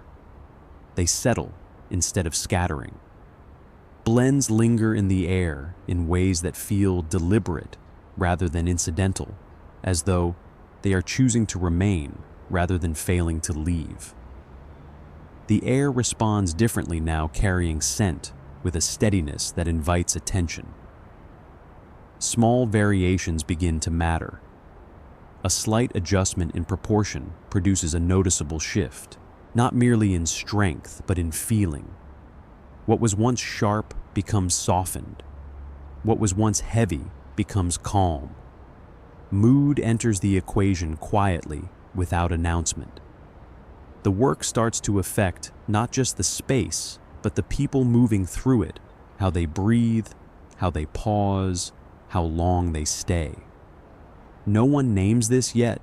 There is no language for it. But the hands begin to hesitate before making changes, aware that each choice carries weight. What was once repetition becomes consideration.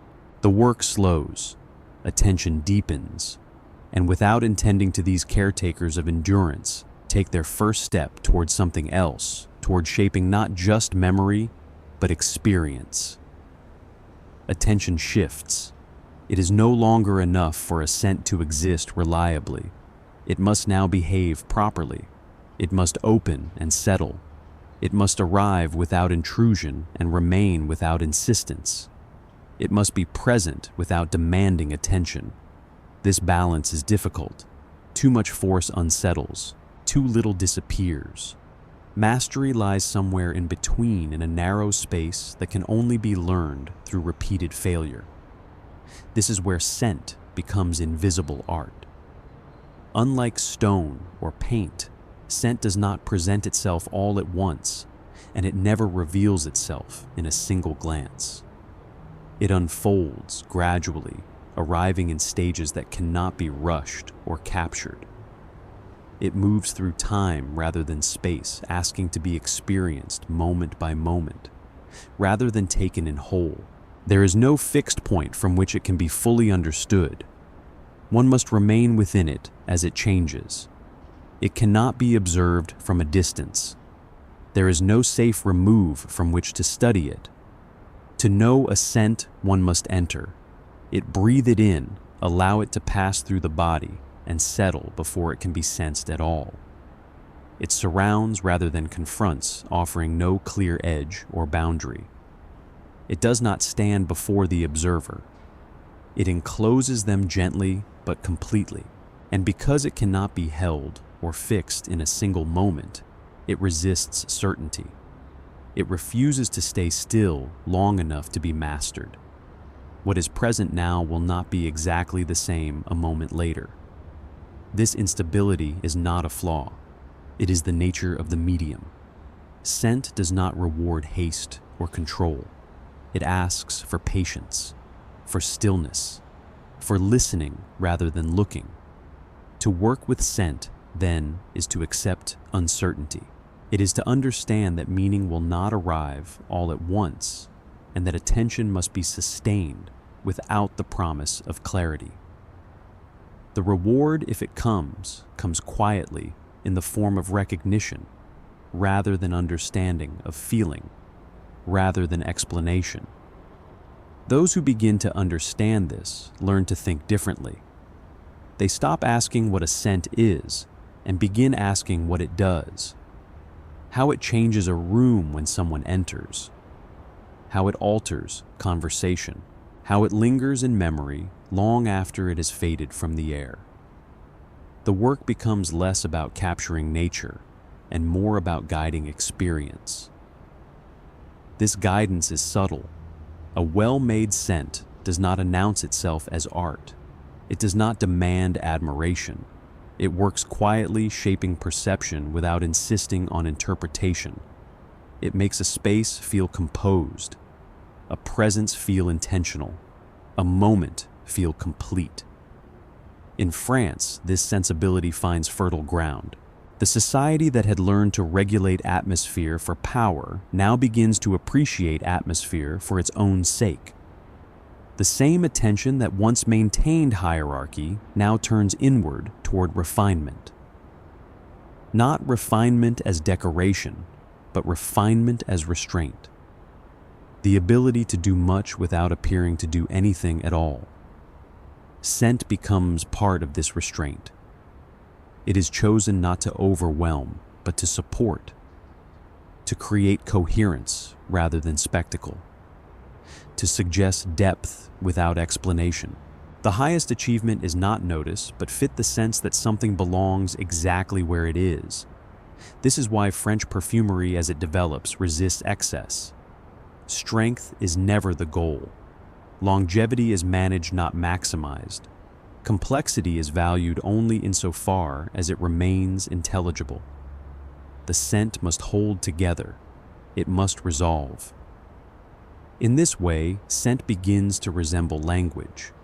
Not the language of statements, but of tone. It communicates attitude rather than content. It sets expectations without instruction. A person wearing a scent does not need to speak for it to speak for them. This is where identity enters the air.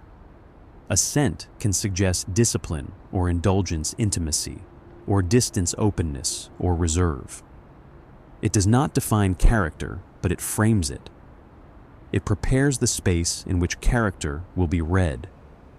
And because it works below consciousness, it does so with remarkable efficiency.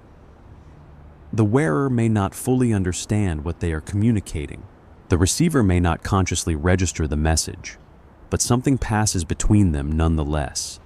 A sense of alignment, or resistance, or curiosity. The interaction begins before words arrive. This is not manipulation in the crude sense. It is participation in a shared sensory grammar. A grammar that France, through centuries of attention, has learned to speak fluently. What makes this art invisible is not only its medium, but its humility. A successful scent does not seek permanence in the way objects do. It accepts disappearance. It works within time rather than against it. Its power lies not in remaining, but in returning through memory. A scent encountered once can return years later without warning, collapsing distance, undoing time. This ability gives scent a unique authority.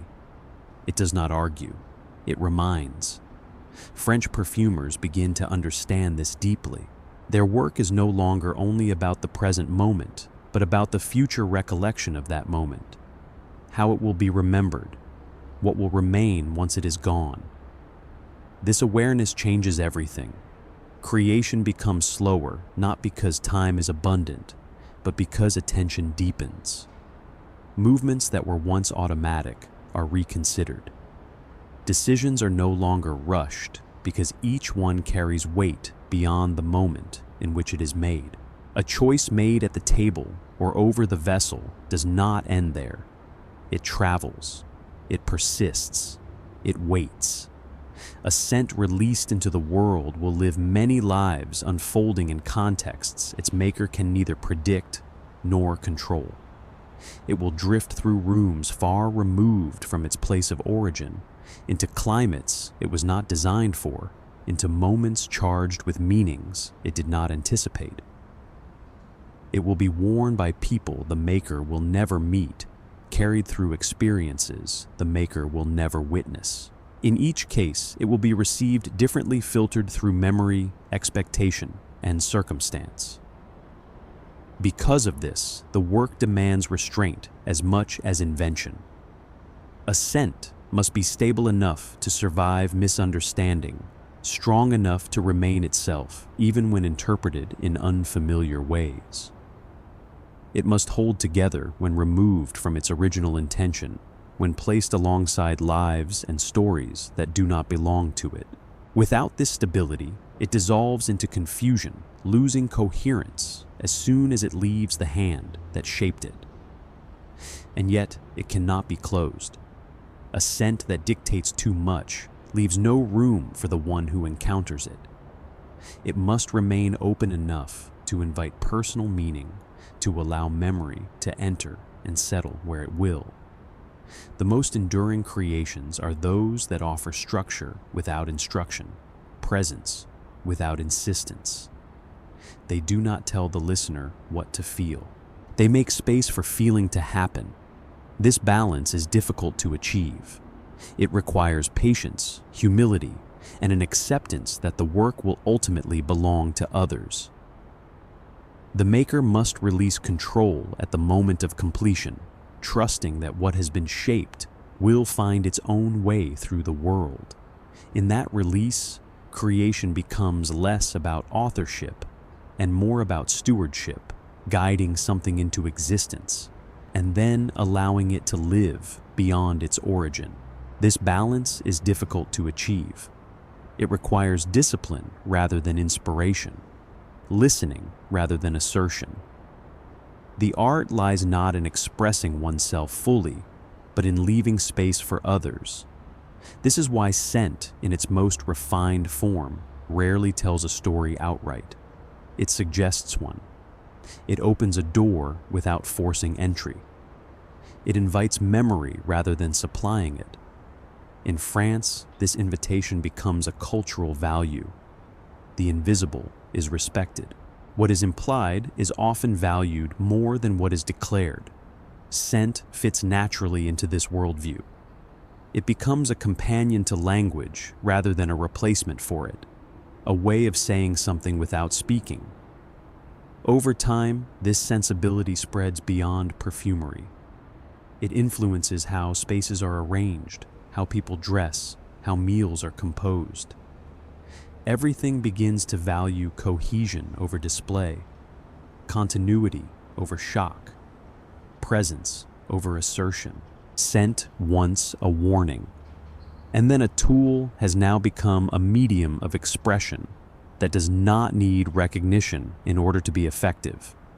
It does not ask to be identified, categorized, or explained. It does not require agreement or admiration. It simply asks to be experienced, to be allowed into the body, to pass through attention, to leave whatever impression it will leave. Its power lies precisely in this refusal to announce itself. It works without instruction, shaping perception before thought has time to intervene. And because it operates quietly, it endures. Loud things exhaust themselves. They demand attention and then fade. Scent does the opposite. It settles into the background of experience, where it can remain present without resistance. It becomes part of the environment rather than an object within it. In doing so, it avoids opposition. It lasts by not insisting. This is the culmination of the journey we have followed. From instinct to ritual, from ritual to control, from control to preservation, from preservation to expression. Each stage built carefully on the last, carrying it forward rather than discarding it. Fear was never erased. Memory was never abandoned. Control never replaced instinct entirely. They layered together, forming a deeper, more complex relationship with the invisible. The French obsession with perfume is not an indulgence, despite how easily it can appear that way from the outside. It is a discipline, a long education in restraint, in attention, in knowing when to act and when to withdraw. It is the practice of working with what cannot be seen, of shaping what cannot be held, of learning how to speak without sound and still be understood. This discipline does not aim for spectacle. It aims for precision, for the exact moment when presence becomes unnecessary. A scent becomes art, not when it is admired, analyzed, or praised, but when it performs its task so completely that it no longer needs to remain. When it leaves behind a sense of coherence rather than an impression of force. When it departs without being noticed, yet alters what follows. And it is here, in that disappearance, controlled, intentional, meaningful, that the story of scent reaches its quiet conclusion. Not in permanence, not in display, not in possession, but in release. Not with a statement, not with a declaration, but with a trace. By the time scent reaches this point in its long journey, it no longer needs to prove itself. It does not arrive as discovery nor as invention. It arrives as inheritance. What once had to be learned through fear, ritual control, and craft has settled into habit, not the careless kind, but the deep habit that shapes how a culture moves without thinking about it. Scent has become part of the background architecture of life, present even when unnoticed, effective even when unnamed. This is not the kind of legacy that announces itself, and it never needed to.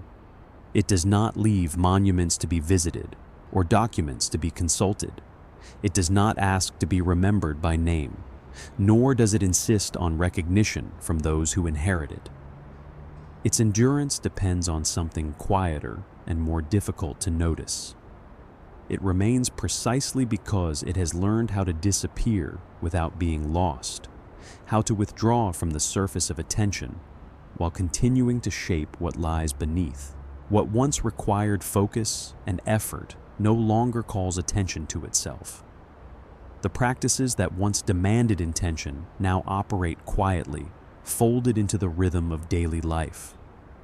They appear not as rules to be followed, but as tendencies that feel instinctive. A pause taken without thinking, a choice made without explanation, an adjustment that feels correct without needing justification. These gestures do not announce their origins. They do not present themselves as tradition. They simply happen. Expectations form in the same way. People sense what is appropriate before they can articulate why. Certain atmospheres feel right. Certain presences feel balanced. Certain excesses feel unnecessary. These judgments are rarely taught directly. They are absorbed through exposure, through repetition, through subtle correction. Over time, they become indistinguishable from personal preference, even though they are shared.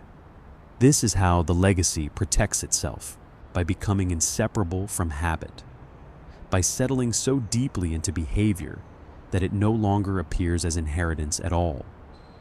What is learned without being named is rarely questioned. What feels natural does not invite resistance. And so, the legacy persists not through preservation, but through use. It survives not by standing apart from life, but by blending into it completely. Its influence is felt not when it is pointed out, but when it is absent.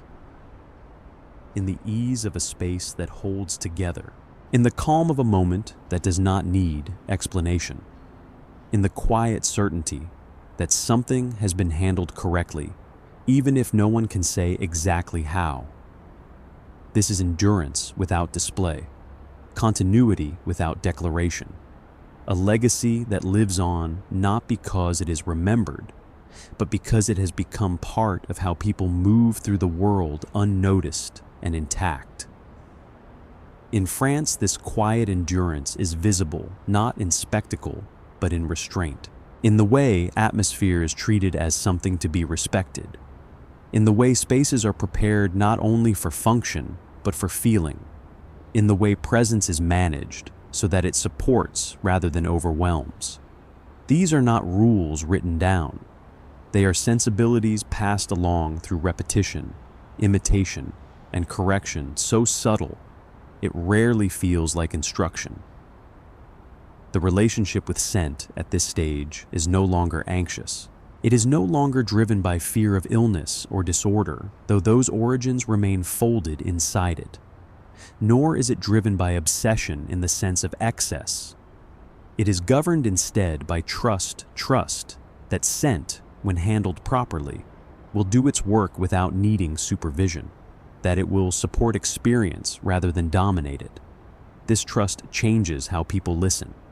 When something no longer needs to be monitored, constantly, attention can soften, releasing its grip without losing care. Vigilance gives way to trust.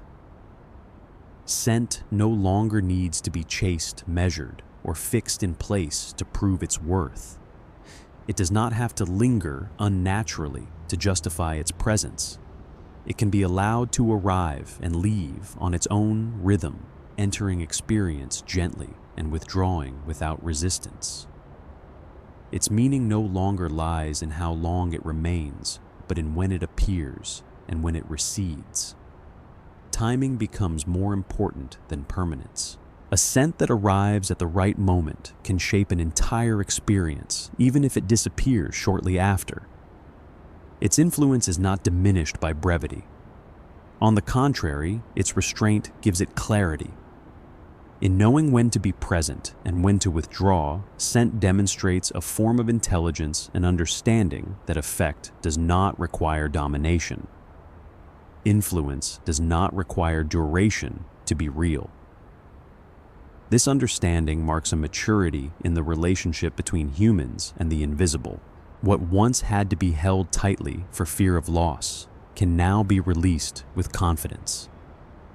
Control is no longer maintained through constant attention, but through discernment. The need to grasp gives way to the ability to let go without anxiety that something essential will be lost. Memory too changes under this understanding. It no longer depends on constant reinforcement or repetition. It does not need to be summoned or sustained by effort. It can be trusted to return on its own terms when conditions are right. A trace encountered unexpectedly can call it back more powerfully than deliberate recall ever could. In this trust, both scent and memory are allowed to breathe, moving freely through time rather than being confined to it. What emerges is a quieter form of mastery, one that respects absence as much as presence, and understands that what leaves space behind often leaves the deepest mark. At this stage, scent becomes less about identity and more about continuity. It no longer exists to define who someone is in a fixed or declarative way. Instead, it serves as a thread, quietly linking moments across time without insisting that they be identical. What matters is not sameness, but connection. The present is allowed to touch the past without collapsing into it, and the past is allowed to remain present without demanding return. Scent allows experience to echo rather than repeat. An echo does not replace the original sound, nor does it seek to. It acknowledges distance. It carries resemblance without duplication. In the same way, a familiar trace encountered now does not recreate the past as it was lived. It does not attempt to restore what has been lost, or to simulate what can no longer exist. Instead, it gestures toward it lightly, reminding without insisting.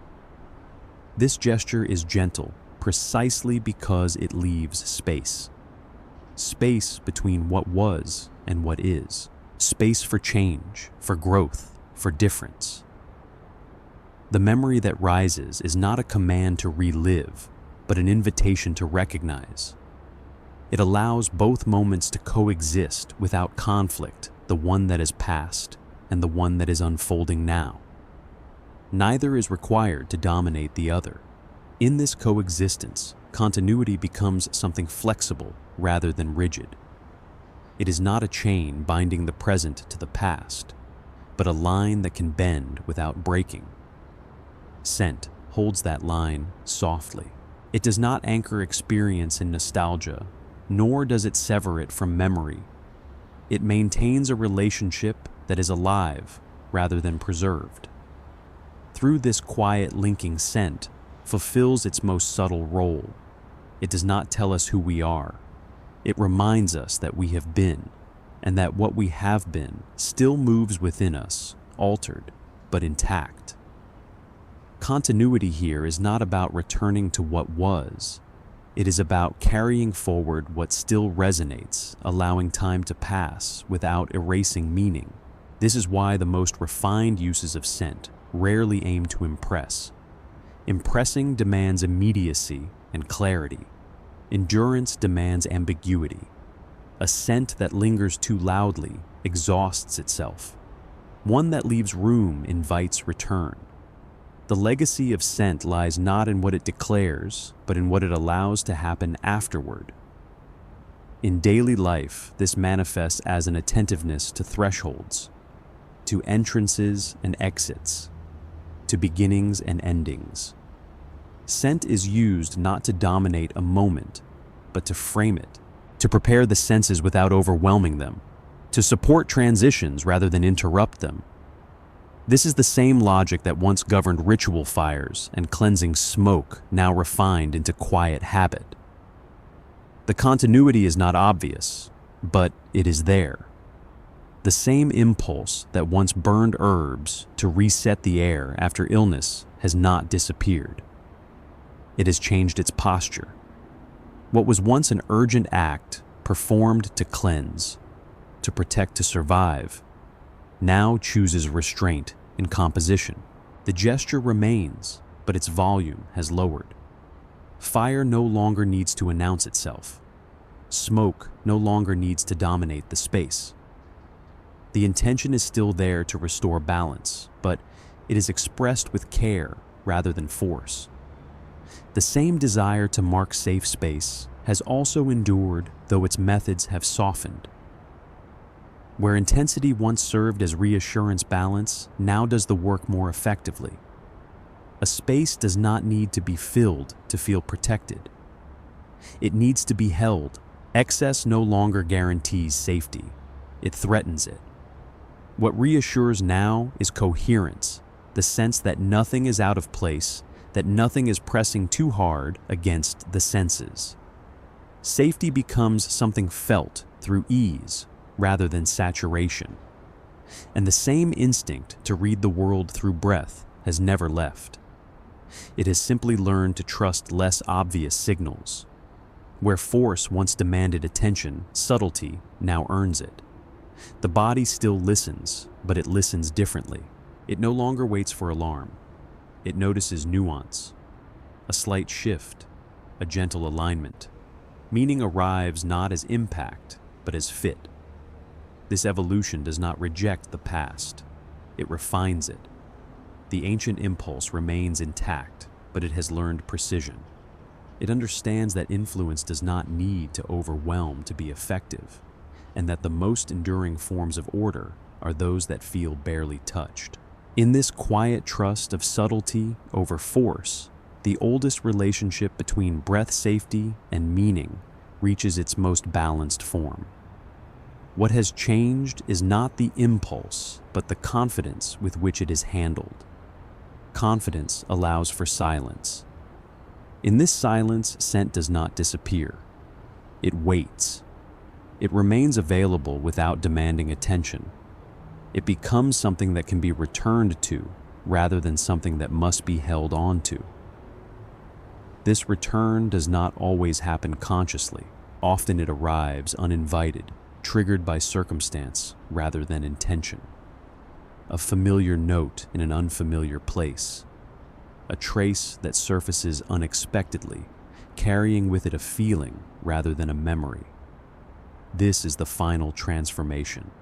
Scent no longer functions primarily in the present. It becomes a bridge across time. Not a record, but a resonance. It does not tell you what happened. It reminds you that something did, that you were once somewhere else, that the body remembers even when the mind does not. In this way, scent completes its long movement from survival to meaning. It no longer warns. It no longer controls. It no longer needs to prove endurance. It simply participates in human experience as a quiet companion. The French relationship with perfume, when viewed from this distance, reveals itself not as fascination with luxury, but as a long familiarity with restraint. A knowledge of how much is enough, of when to stop, of when presence becomes intrusion. This knowledge is not theoretical. It is lived. It has been refined over centuries of attention to the invisible. This is why the legacy does not need defense. It does not argue for itself. It continues because it works. And it continues because it understands something essential, that the most lasting influences are those that do not compete for attention. They do not attempt to dominate memory. They allow memory to form around them naturally without instruction. Scent, at this point, has learned how to remain without insisting on being remembered. This is not disappearance as loss. It is disappearance as completion. The moment when something has done its work so thoroughly that it no longer needs to stay. The journey that began with fear, fear of illness, fear of exclusion, fear of death carried on the air, ends not in mastery, but in fluency. A fluency with absence, with subtlety, with letting go. What remains is not a conclusion in the usual sense. There is no final lesson to extract, no rule to apply. There is only a way of being with what cannot be seen, learned slowly over generations how to notice, without grasping how to shape, without forcing how to speak, without sound. Scent becomes legacy not because it endures unchanged, but because it continues to change without losing coherence. It adapts without forgetting. It moves forward without severing its roots. And so when scent finally settles into the background of life, when it no longer needs to be named or explained, it has reached its most complete form, not as object, not as message, not as possession, but as presence, quiet, intentional, and still somehow alive. By the time scent reaches this final stage, it no longer seeks to define, persuade, or impress.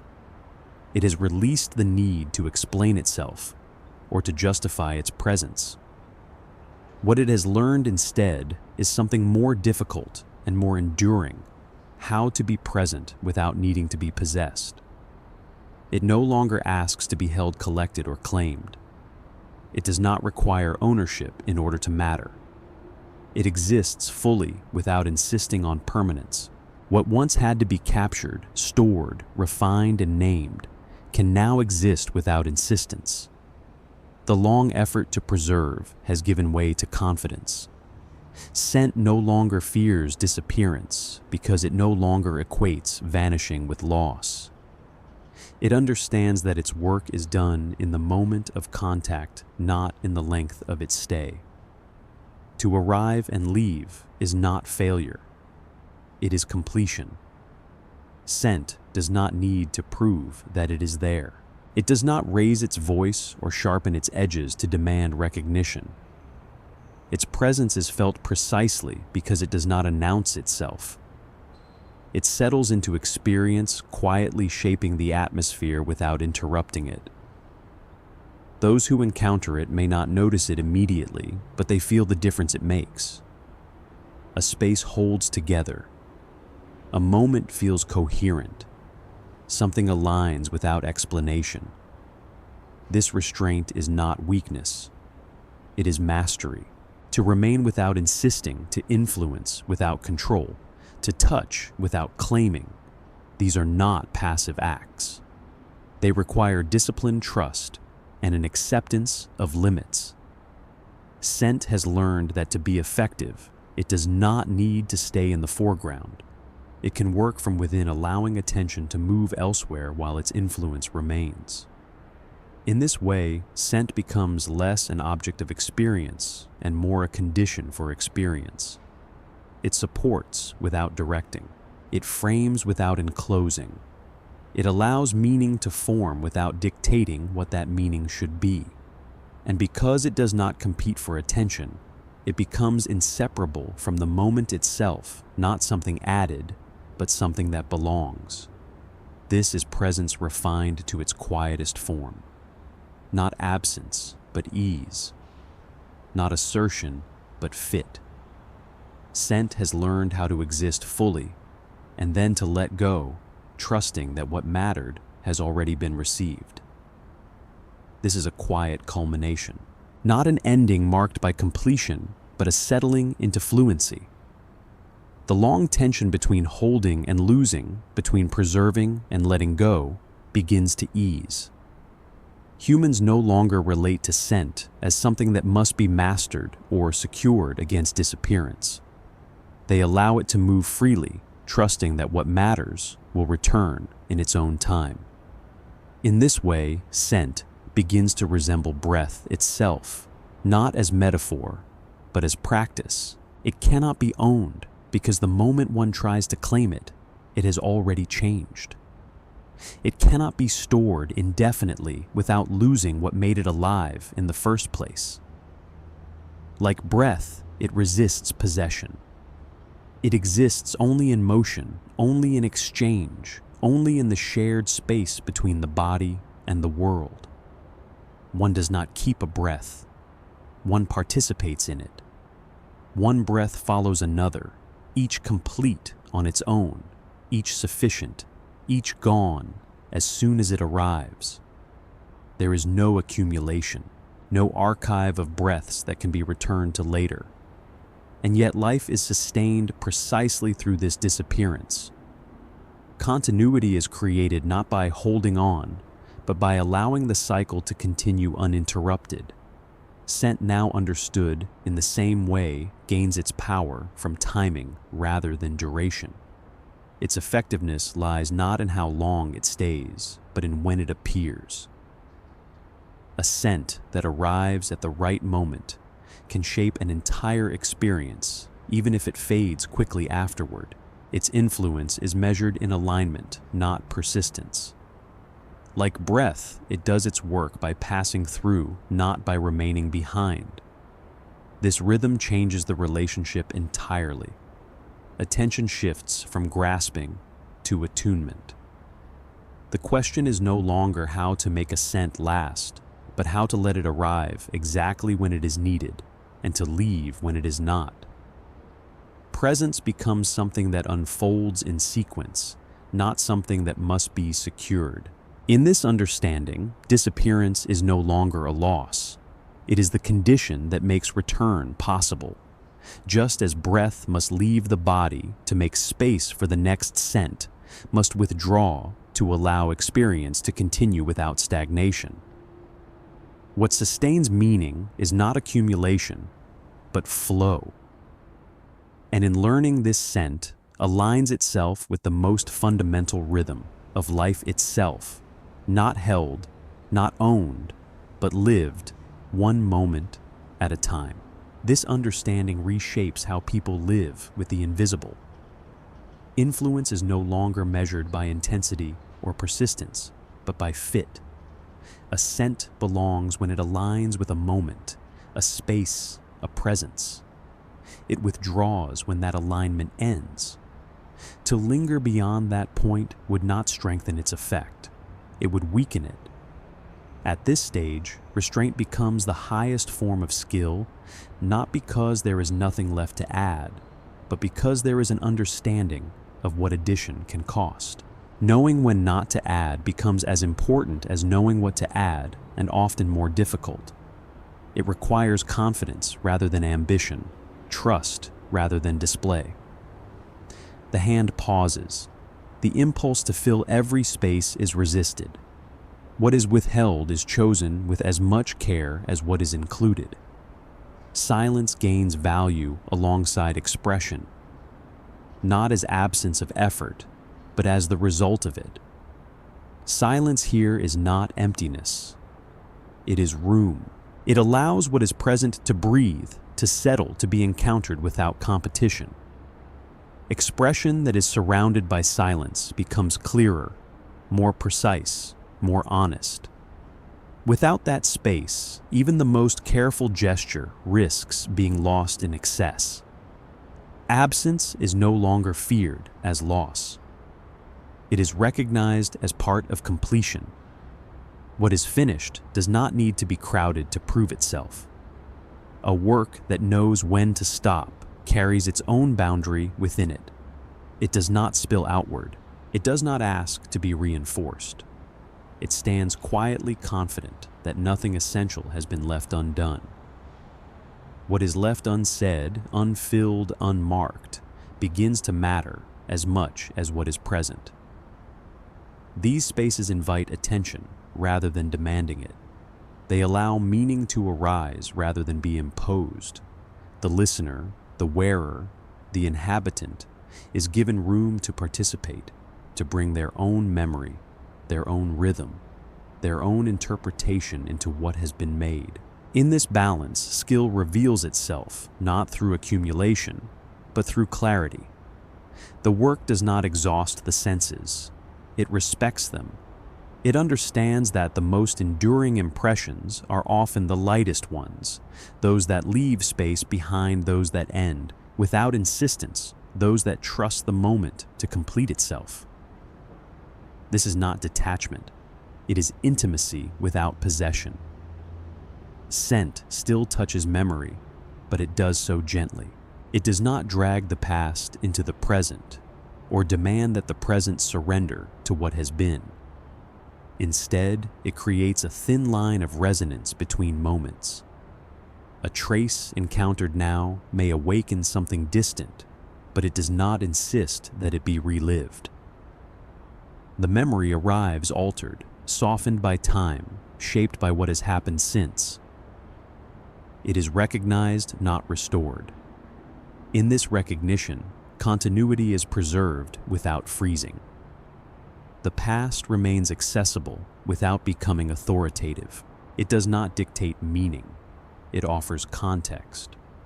Scent becomes a way of acknowledging that life unfolds in layers rather than sequences, that what has been never disappears entirely, but neither does it remain unchanged. This layered understanding allows people to move forward without severing themselves from what came before. It also allows them to remain present without being overwhelmed by memory. Scent holds both states in balance. It does not force reconciliation. It allows coexistence. What once functioned as warning now functions as orientation. It no longer signals immediate danger or demands retreat. Instead, it offers a gentle sense of placement, a way of understanding where one stands within a moment. Rather than telling you what to fear, it helps you recognize context, the character of a space, the tone of an encounter, the balance of what is unfolding. It does not alarm. It aligns. The body still responds before thought, just as it always has, but the nature of that response has changed. It is no longer sharpened by urgency or tightened by defense. It is attentive rather than reactive. Breathing adjusts, pace settles, awareness widens instead of narrowing. The body listens without bracing itself open to subtle information rather than scanning for threat. This attention does not arrive as a command. It takes the form of a quiet question asked without words. Does this belong here? Is something being asked of this moment, or should it be left undisturbed? Does the space require reinforcement, a gentle presence to hold it together? Or does it need space, the freedom to remain unfinished? These questions are not answered through analysis. They are felt. The body senses whether to lean in or step back, whether to add or to withhold. Guidance comes not from rules, but from fit, from how well the moment holds when nothing is forced. In this way, orientation replaces warning. The senses no longer serve only to protect. They serve to place the self in relation to the world, helping it move with precision rather than caution, with awareness rather than fear. What emerges is a quieter intelligence, one that knows how to respond without overreacting, and how to be present without disrupting what is already enough. Such questions no longer arise consciously. They are answered through sensation rather than decision. The body has learned the grammar of subtlety. It recognizes coherence without needing explanation. It senses when something is complete and when it has gone too far. This is why at this stage, scent rarely aims to stand out. Distinction becomes secondary to harmony. A scent that demands attention fractures the space around it. One that fits allows the space to remain whole. The latter endures longer, not because it stays, but because it leaves the experience intact. In this way, scent ceases to compete with identity and begins to support it quietly. It does not say who you are.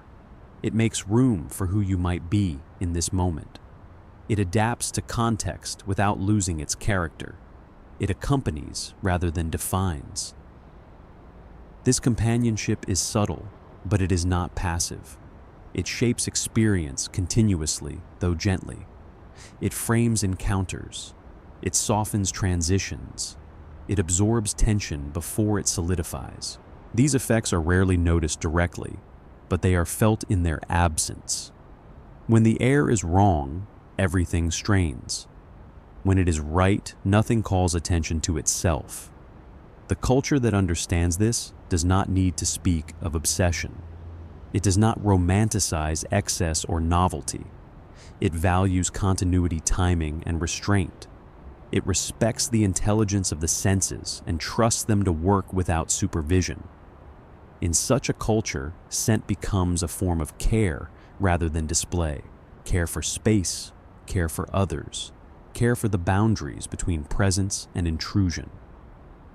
The work lies not in asserting oneself, but in maintaining conditions under which others can exist comfortably. This care is rarely dramatic. It does not announce virtue. It operates through small, repeated acts of attention that accumulate over time. The result is not spectacle, but stability. Not excitement, but ease. Ease here is not emptiness. It is the absence of friction. At this point, the long arc of the story becomes visible in retrospect. What began as fear of bad air evolved into ritual, then into control, then into preservation, refinement, expression, and finally into fluency. Each stage responded to the needs of its time without erasing what came before. The fear never vanished. It was transformed. The desire to hold never disappeared. It learned when to release. Scent's journey mirrors a broader human one. The movement from survival to meaning, from control to trust, from possession to presence. It reveals that mastery does not lie in accumulation, but in discernment. Not in making something last forever, but in knowing when it has lasted enough. This is not a conclusion that closes the story. It is one that allows it to continue quietly, without needing to be retold. The practices persist not because they are defended, but because they remain useful. They adapt. They soften. They withdraw when necessary. Scent at this stage does not seek to leave a mark. It allows a mark to form naturally through memory, through association, through lived experience. What remains is not the scent itself, but the space it shaped while it was there.